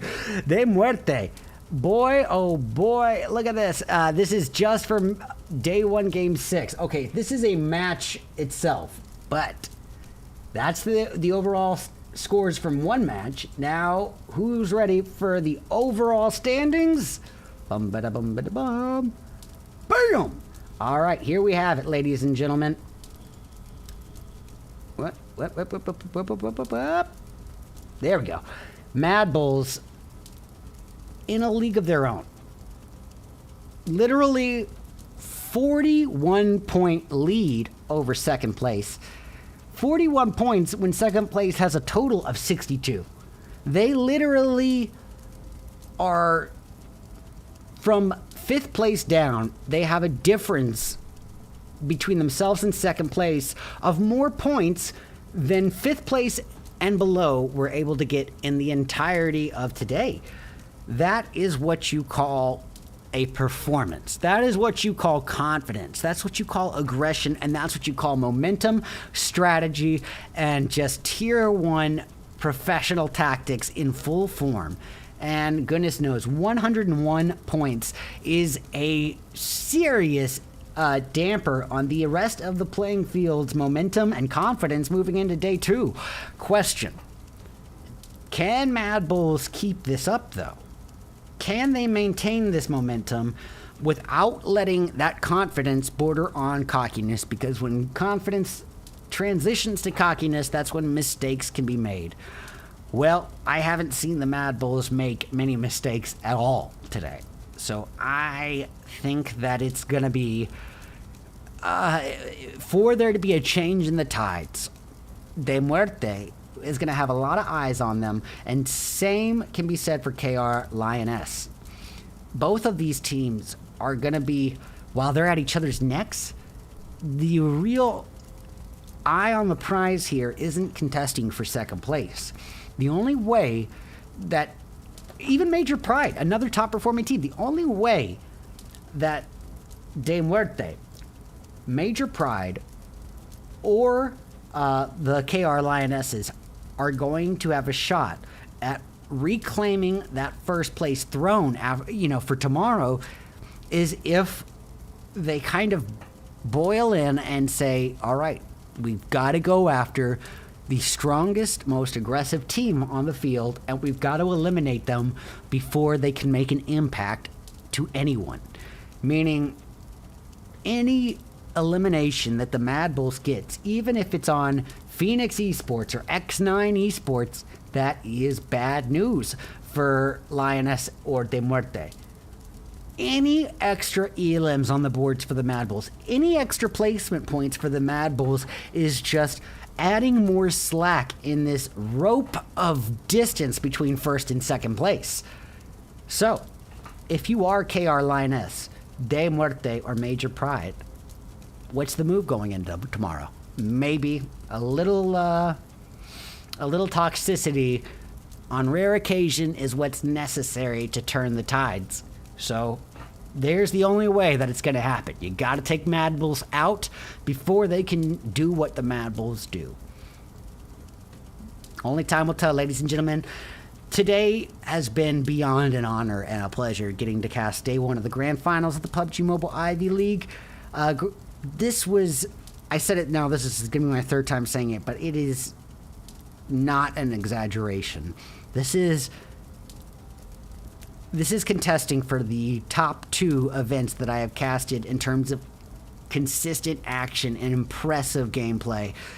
The most impressive in 2 years, and the other one would have to have, I would say the PMNAC, but realistically, the PMNAC did not have utilities utilized like this. These nades would dominate the tier 1 in a pro scene regardless of gender. Like, this is other level gameplay, and so I tip my hat to the ladies today. Thank you for a phenomenal performance from all the teams. GOEXIA, definitely room for improvement, but they stand currently at 5th place. So not too bad overall. But who is going to knock the Bulls off of their rocker here? Who is gonna be, what do you call them? A luchador? Or no. Who's gonna be the one to wave the red flag in front of the MADBULLS and risk them charging you? Well, if you're De Muerte or Major Pride or the KR Lionesses, I'm hoping it's you. But we'll be back tomorrow for day 2 of the grand finals for the final 6 matches to decide who wants that $500 prize pool the most. Ladies and gentlemen, I've been RedEyes, your ever lovable and adorably cuddly caster. And until next time, see you tomorrow.